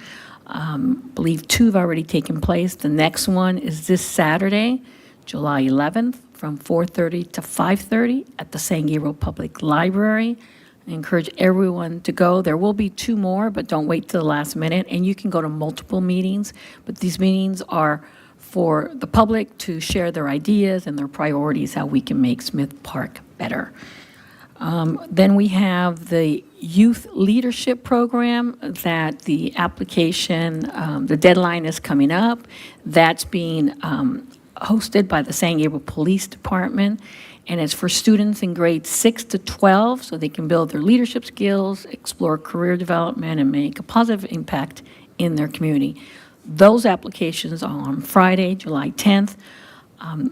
I've spoken to families who've attended either the Community Academy or the Student Academy, and everyone has said that it is just a really worthwhile program to participate in, and it's free. So I encourage everyone to do that. I wanted to thank everyone thank Community Services again, Rebecca and Matthew, my council liaison for this Independence Day celebration, Councilmember Wu. We had another great celebration. The drones were as spectacular than ever. I think we could probably make some changes now that it's the third year, and we'll be in debriefing, and so I want to encourage everyone, we do it properly. I guess we email Mark with our comments, but we will be debriefing and seeing how we can even do it bigger and better next year. But I wanted to also express my appreciation. All 5 school board members were there in the evening. We got to use Gabrielino, and I think it's just such a great, we talk about parks, there's a facility there that they've opened it up to us, and our community could come and enjoy it. And so I want to thank the school district for allowing us to do something like that. I wanted to also mention something I want us as a council to think about. Whether it's 4th of July or Veterans Day or Memorial Day, what I've seen when I look at other cities, we have a lack of flags, U.S. flags. There's nothing being displayed, and I think we need to do something more patriotic. And whether they're banners or just simple flags, they don't even have to be. But back in 2013, when we celebrate our centennial, that committee created these banners, which I still have mine, and it had, my family's name, John and Denise Menchaca, and then it had a picture of the Grapevine Arbor, and it was a fundraiser, to build our float. We had a float that year, Rose Parade float, and so I like us to also talk about, if we just want flags, that's the easy stuff, but I thought, maybe this might be an opportunity for our San Gabriel veterans, another fundraising opportunity. They could put former or current service people on there, just like I think Temple City does that. I think San Marino does too. Or they can just do banners with the flag or whatever. It could be an eagle, whatever is decided, of just their family members. We put a limit because, like in my case, I would probably, I have an active military serviceman, my son-in-law. I have my father-in-law who's passed away, who served also, and then I would want one with my name on it. But anyway, we'll limit them. But I will say to that point, I agree with you, and we could probably do the same thing we do for Memorial Day and Veterans Day, but do it on the July 4th, because we already have the large flags. Exactly. What I'm hearing from you is similar concept, where you charge money to Put the flags up. put the flag up and sponsor a flag. Yeah, You so. get to put your family member on there. Yeah, exactly. So the Field of Heroes is beautiful, and then the San Gabriel veterans, they put those little pictures, and I Right. put pictures there too. But this would be, everywhere, Mission, all the way down Mission, and then over here, for example, during the 4th of July, a lot of people go to Plaza Park, and they watch the fireworks, and there was nothing around, no flags, no nothing on But I our mean- side. Right, but And we could do something similar, because we already know how to do that. We already do that process for the other holidays. We just do that, or do it a little larger, or, Well, but we don't have flags, like on the flag poles. We have like the San Gabriel Unified School, the Educational Foundation, they have those Imagine contests, and so we put those, that's what's up right now. But I'm just thinking the key holidays, but I'm just kind of thinking out loud. all good ideas, yeah. Yeah, get some good ideas, and then also, if the San Gabriel, I think of the veterans, because it just seems like a natural progression, but let's just say, it might be too much, or they want to focus in other areas. Maybe open it up to some of our nonprofits that also have a connection, whether it's the Kiwanis Club, it's the Ramona Parlor, it's the Women's Foundation, it's the Historical. Those of us who are involved with local clubs, we're all looking for fundraising opportunities. Maybe we do a rotation and, have them, each club could decide maybe their year they would do something a little different. I don't know, I'm just kind of thinking out loud. This could be a nice community kind of moment. Maybe one of the clubs wants to have a contest, who can build the nicer banner and have those banners. But I just think we need to do something in our streets. And we can even go as far as Las Tunas and Del Mar. There's so much we can do. But there needs to be more patriotism. We just don't have it. I agree with you. And But, except yeah, for we the can- Field of Heroes, that is really, really nice. That's spectacular. But we can do other little things that really get people more involved. And again, the natural progression is the veterans, but I know there's a lot going on there, and so maybe it would be too much. But if they want to take that on, that would be great. But it's a good conversation to have. Yeah, absolutely. And so I wanted to bring that to our. Councilmember, if you're, Menchaca, if you're asking for support, I support you too, and I think the mayor supports you too on that. Yeah, but I don't think we have an actual item. No, It we doesn't don't. need the Yeah. 3 members, Yeah. but yes, I'm sure. Yeah, I'm sure. I agree with, and yeah, I have no problem with that. Okay, so maybe the staff could bring a plan of some sort, and Oh, yeah. then we can kind of Sure. decide because I don't want to make it a huge project where we have to have committees and all, but Right. just the plans, and again, it could be just flags, Right. at least flags, but I think we can do more than that. All right. Yeah, thank you. Thank you. We also can, like, our mayor today, it's very good to have We can pictures. sell ties, Yeah. Yeah, but anyway, very good. okay, thank you. That's All all right. I had. Thank you. I'll go next. Okay. I'll go next on that. Councilman Herrera Avila, go ahead. Mayor, let me open up my report here. So on June 23rd to 24th, I was participating in the Naleo Educational Institute, and they flew us out to Bentonville, Arkansas. For those that don't know, that's I know. that's the home of Sam Walton. That's right. And I didn't know this, but Sam Walton is the creator of Walmart, so Walton, Wall, and Mart, and then also the creator of Sam's Club. So Sam Walton. I didn't know that. Maybe you guys knew that, but I thought that was very impressive.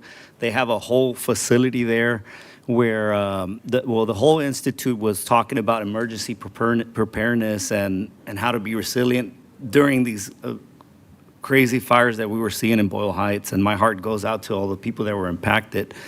But we were learning firsthand about how to deal with these natural disasters, and I thought it was a great institute. And we also got to tour the emergency facilities that they have, and got to see the level of technology that they have at Walmart, at the Walmart facility.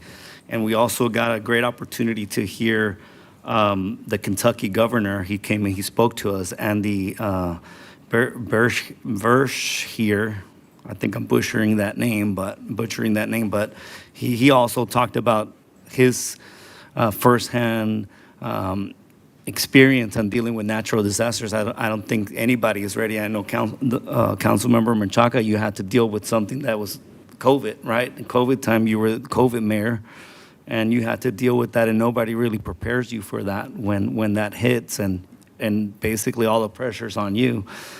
So they were teaching us a lot of things about partnerships and who we deal with, and first responders and Red Cross and something along that nature. So I thought that was very impressive. I recommend these institutes. The Naleo one is for Latino, Hispanic Latinos. So I know they're going to have their big conference here next week, and then they have the newer one, the Asian API one that's following it, that Naleo is helping them to build that. So I think it's really impressive that they have that. Another thing is that we did with the mayor, we met on June 29th to talk about a very important topic to the mayor, and that's dumplings and beer.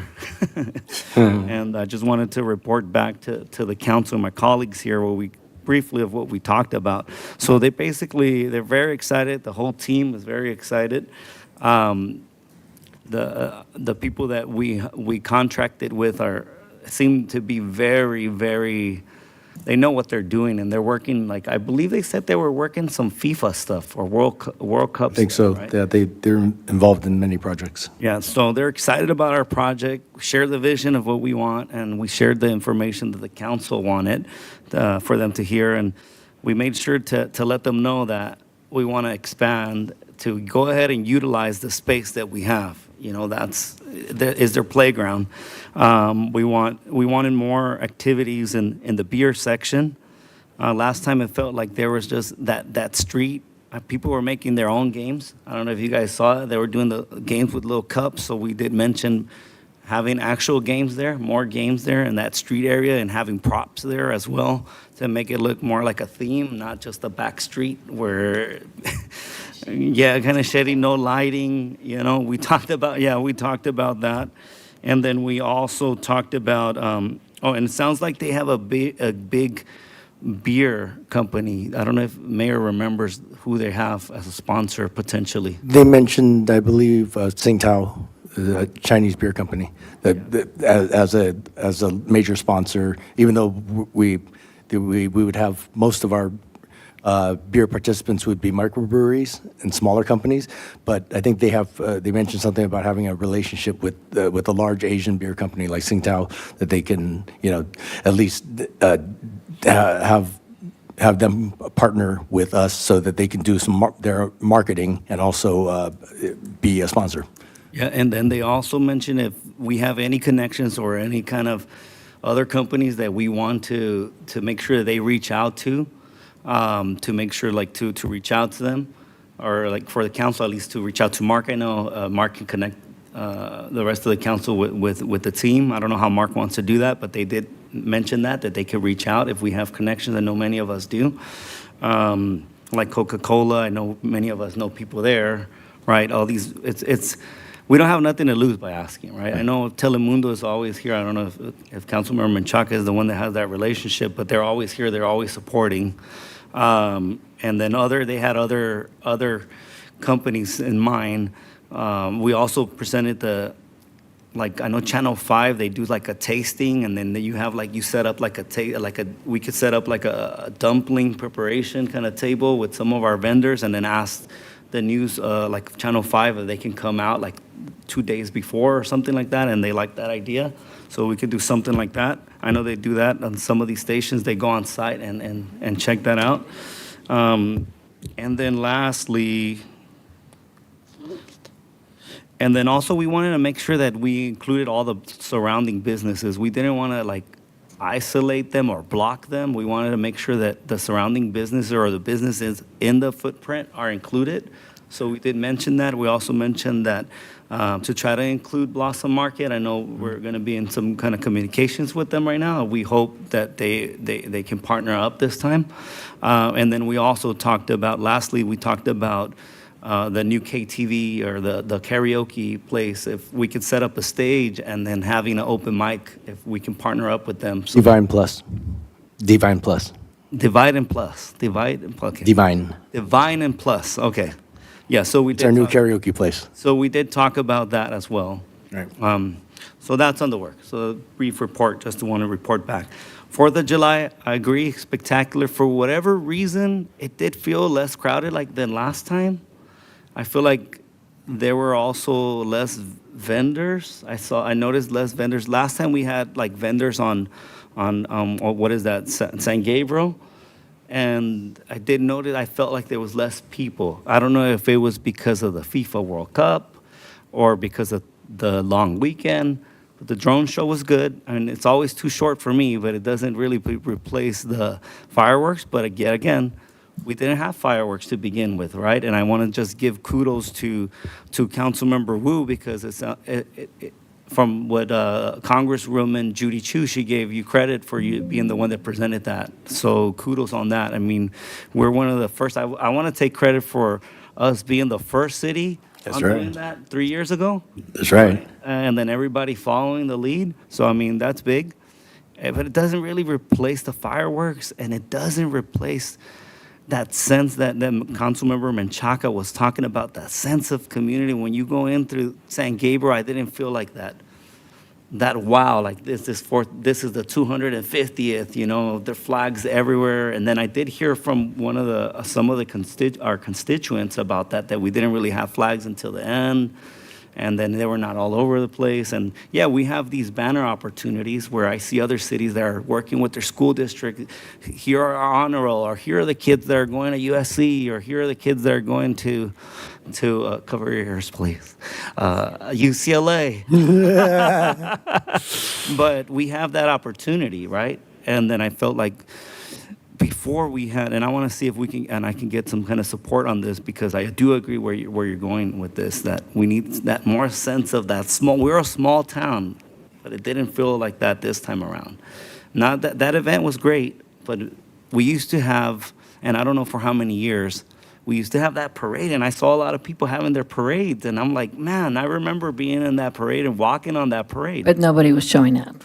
Nobody was showing Nobody up. was showing up, yeah. It so. will be interested to see if we can, I mean, the people that were involved were the little kids, right? And then, like, we didn't really get the bands involved last time, right? I mean, did we reach out? I'm not sure. Let me jump in for a second. Remember, this is council comments. You could bring an item back on the agenda if you want to have more of a dialogue. Yes, well, I would like to at least entertain, like, having a parade back. Not saying replace the drone. I think the drone show is fantastic, but bringing back something that we can maybe have a parade leading into the drone show and including the band, and then just having a big event. But I would like to have that discussion. Yeah, I'm sure we can have the staff look into it for next year. Yeah, okay, thank you.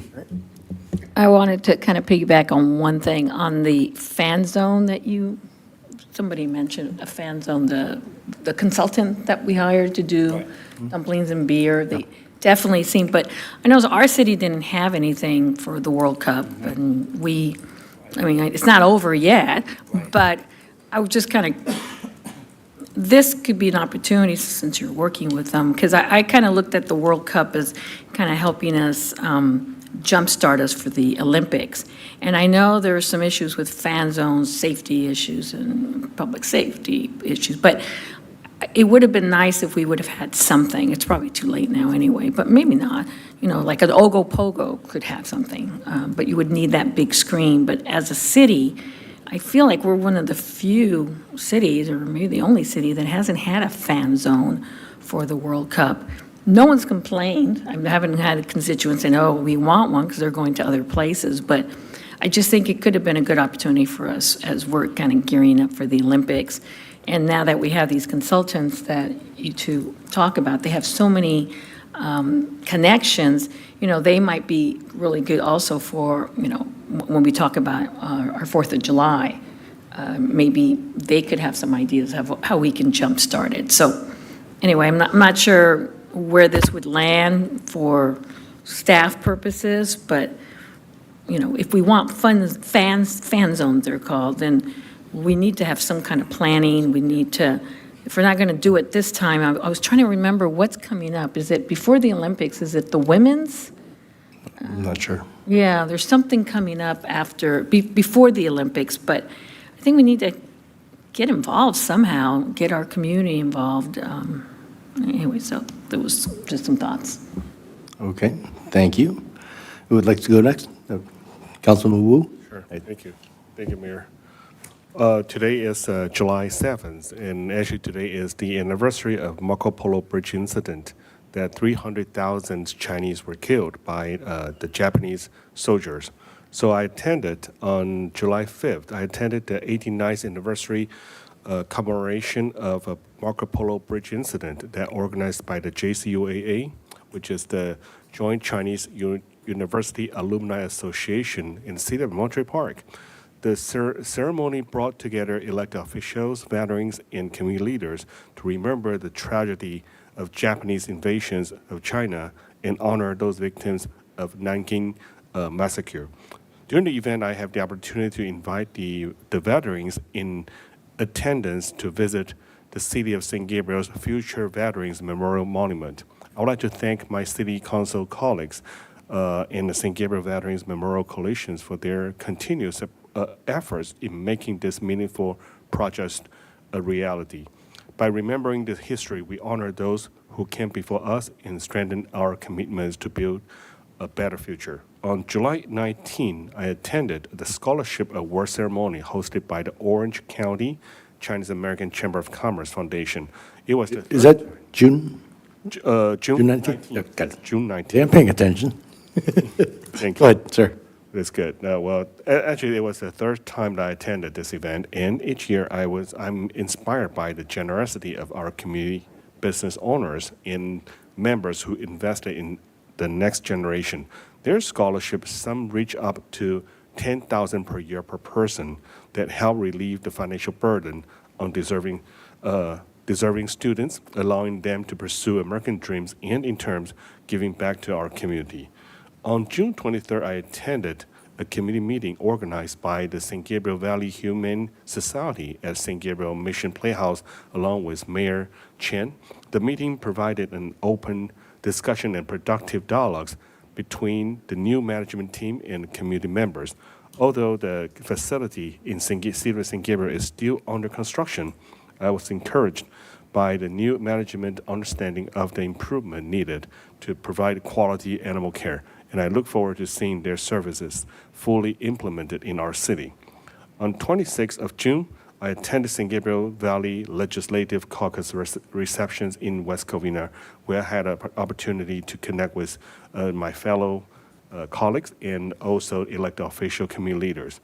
June 27, I attended the 23rd anniversary performance that presented by the Asian American Talented Foundation, AATF, at San Gabriel Mission Playhouse.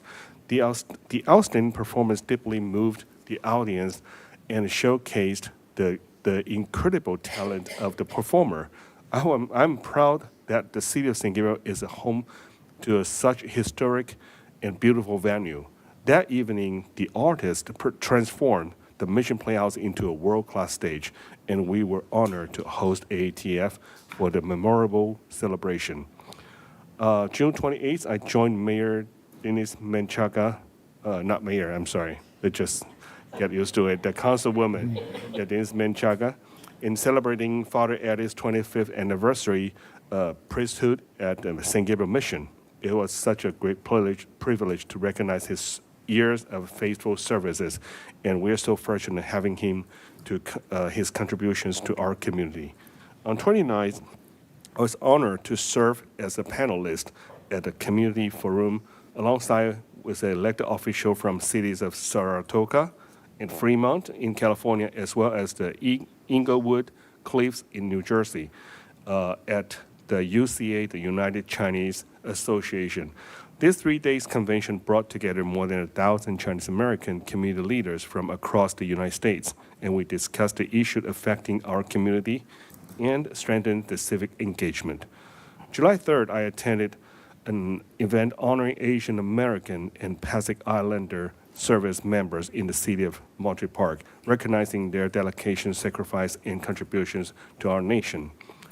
And July 4th, I attended the Chinese Consolidated Benevolent Association celebrations of America's 250 birthdays and participate in its flag raising ceremony. It was a meaningful event celebrating that I attended every single year.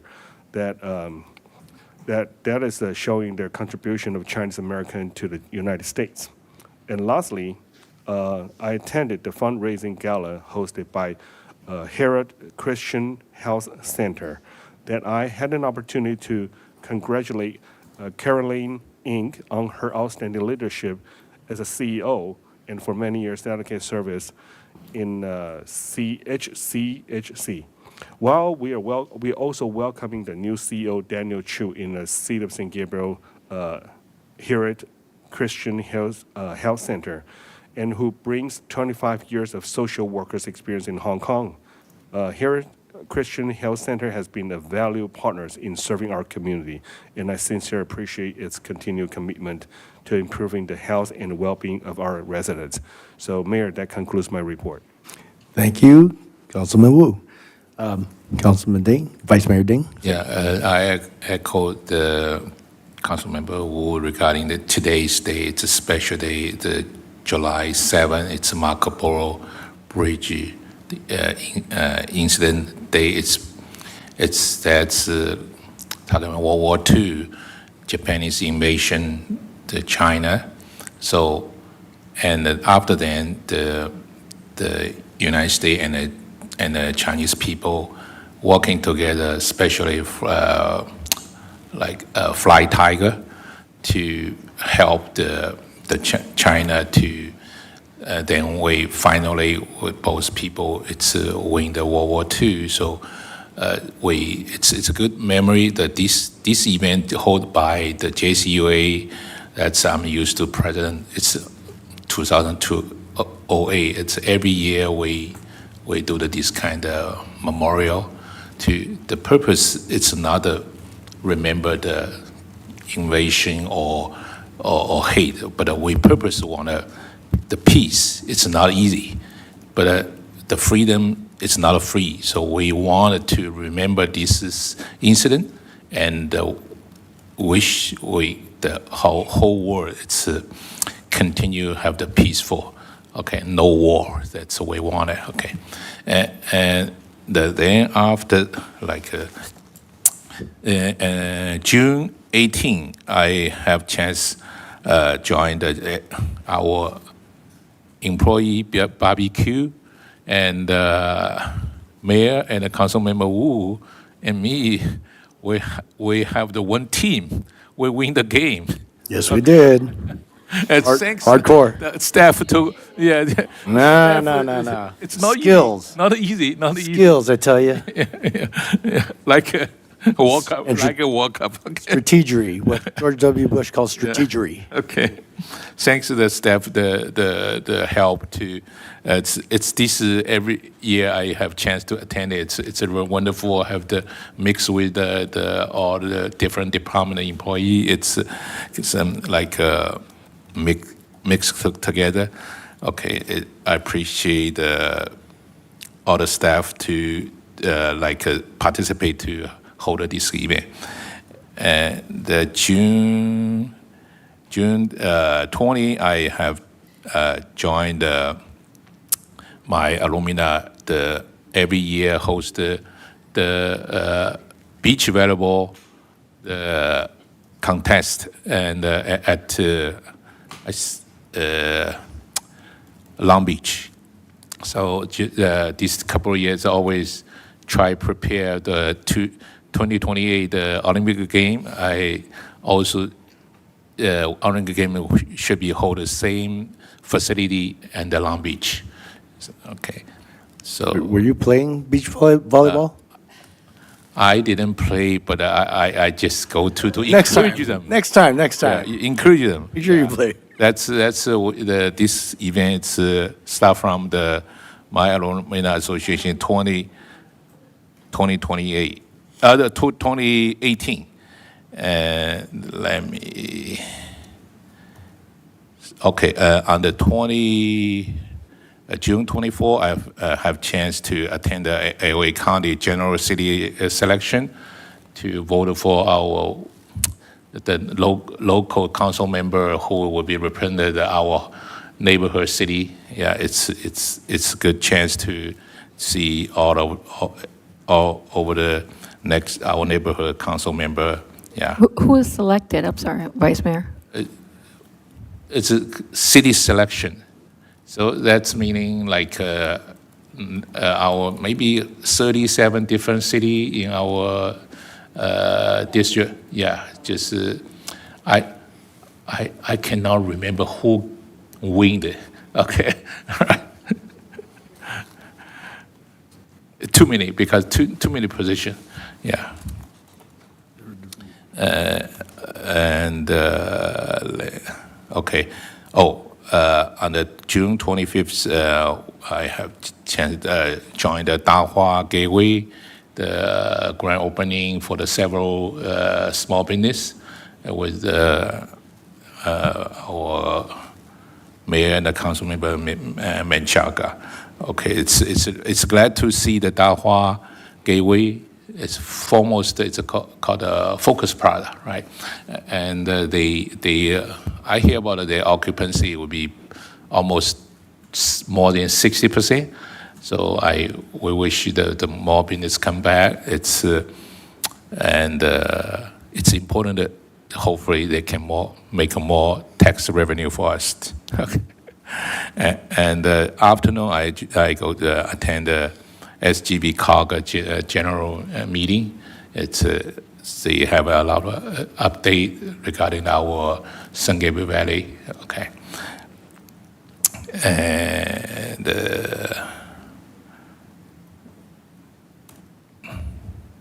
okay, yeah, June 27. I have chance to attend the Councilmember Wu and Councilmember Machenga for the AATF, the performance. It's this already these 23 years.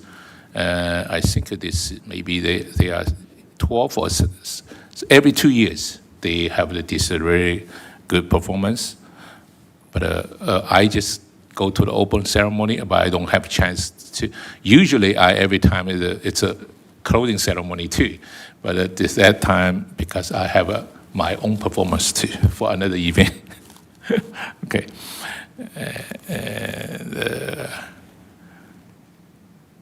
Yeah, 28, 20, actually for the Councilmember who go to the event in the Vegas, it's called the UCA, United Chinese American. So they original just have the 3 days convention, and actually they expand to the 4 days. So I attended the 28 and 29. So it's a really good experience with it's not just the whole nation, the United States, but I also included some legislators from Canada too. So, and I really see some state legislature, it's from the far away from the Maryland. Yeah, the one legislature, it's from my same hometown. Okay, yeah. So yeah, that's good. Okay, it's a good experience. So, yeah, it's another thing that because my hometown Shanghai, it's really like it's modernized, so it's already like have the open mind, so it's easy to like accept the like United States the culture, even elect the culture too. And the June 30, it's to join called the 9th U.S. Legacy International Art Festival, and they have the Hu, the instrument. It's especially that's famous the instrument, the Chinese the musical instrument. Okay, it's a really good performance. So yeah. Hopefully I hope they future they can come to our city, use our Mission Playhouse to perform it. Yeah. And July 1st, I joined it's a local business called 4C Gallery. They have the art exhibition, and especially fundraising for the single mom to help her to go through the difficult time. And July 2nd, I have chance to welcome to my hometown, the Jing'an district, the delegate to visit our Mission Playhouse and our city hall. So we have a lot of the common things for both sides, our city and their district. They have the population there. It's larger than us, but it's a lot of cultural. It's history, cultural. It's a good relationship for the future. Friendship city or sister city, it's they are very exciting to especially see our Mission Playhouse and our small city hall.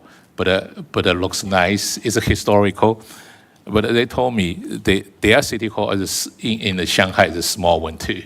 But it's a historical too. Yeah, and definitely for the July 3rd, really enjoyed our city. I think it's in the Southern California where our first city have drone shows. Thanks to that time the mayor, the former mayor who to the 2024 we did it right. Okay, I just it's really like every year we have the more budget and the more drone. Okay, it's really this time it's more impressed for the drone show. So hopefully for the future we can, if more drone, maybe more exciting and also the time is this time is 15 minutes, right? Yeah, it's better than 10 minutes. Okay, and July 4th and it's joined with the council member who with the CCBA celebrate the 4th of July. Every year they do the raise the flag and celebrate the Independence Days, but this year especially the 250.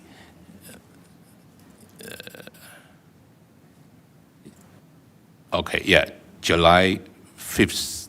Actually, it's we're already talking about the memory like today's date, the event, the incident. Okay, yeah, that's it. That's my last 3 weeks the report. Thank you. Thank you, Vice Mayor Ding. And this is what happens when there's 3 weeks between city council meetings. All right, I'll try to be quick. I've got a similar group of activities since we last met on June 17th. I attended the San Gabriel Women's Foundation annual soup and salad luncheon. It's always a lovely event. On the 23rd, I attended a community informational meeting at the San Gabriel Mission Playhouse along with Councilman Wu regarding the San Gabriel Humane Society renovations and how it seems like it's coming along real well, and they got a lot of good community feedback, and so that should come along well. On the 25th, in the morning, I attended, along with my council colleagues, I also attended the Tawa Gateway grand opening and ribbon cutting for 5 of their new tenants. And these are Cha Redefine, Bafang Dumpling, Happy Lamb, Tours for Fun, and a store called The Best Shop. It's kind of like a home goods kind of store. A lot of fascinating things.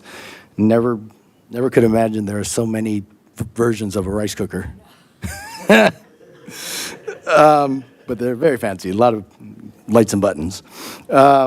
And so congratulations to them. And in the evening, the same day, I attended an informational community meeting at the Pasadena Civic Auditorium, hosted by LA Fire Justice to support the victims of the Eaton Fire. There was good information shared there too. On the 26th, I attended a watch party in Pasadena to see a video of the Mormon Tabernacle Choir performance at the Hollywood Bowl the night previous. They're really great choir if you've never heard them. They're very talented.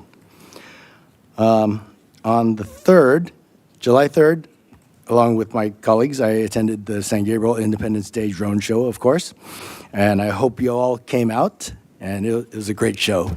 So, and if you didn't come out this past year, make a note on your calendar, July 3rd next year. And finally, again, on July 5th, along with Councilman Wu, I attended the Herald Christian Health Center annual gala at the San Gabriel Hilton. And it's such a worthy charity. They're doing great work in San Gabriel, so please support them. So that concludes my report. So Next item, closed session. Closed session, we have none. So I will adjourn this meeting at 9:07 PM.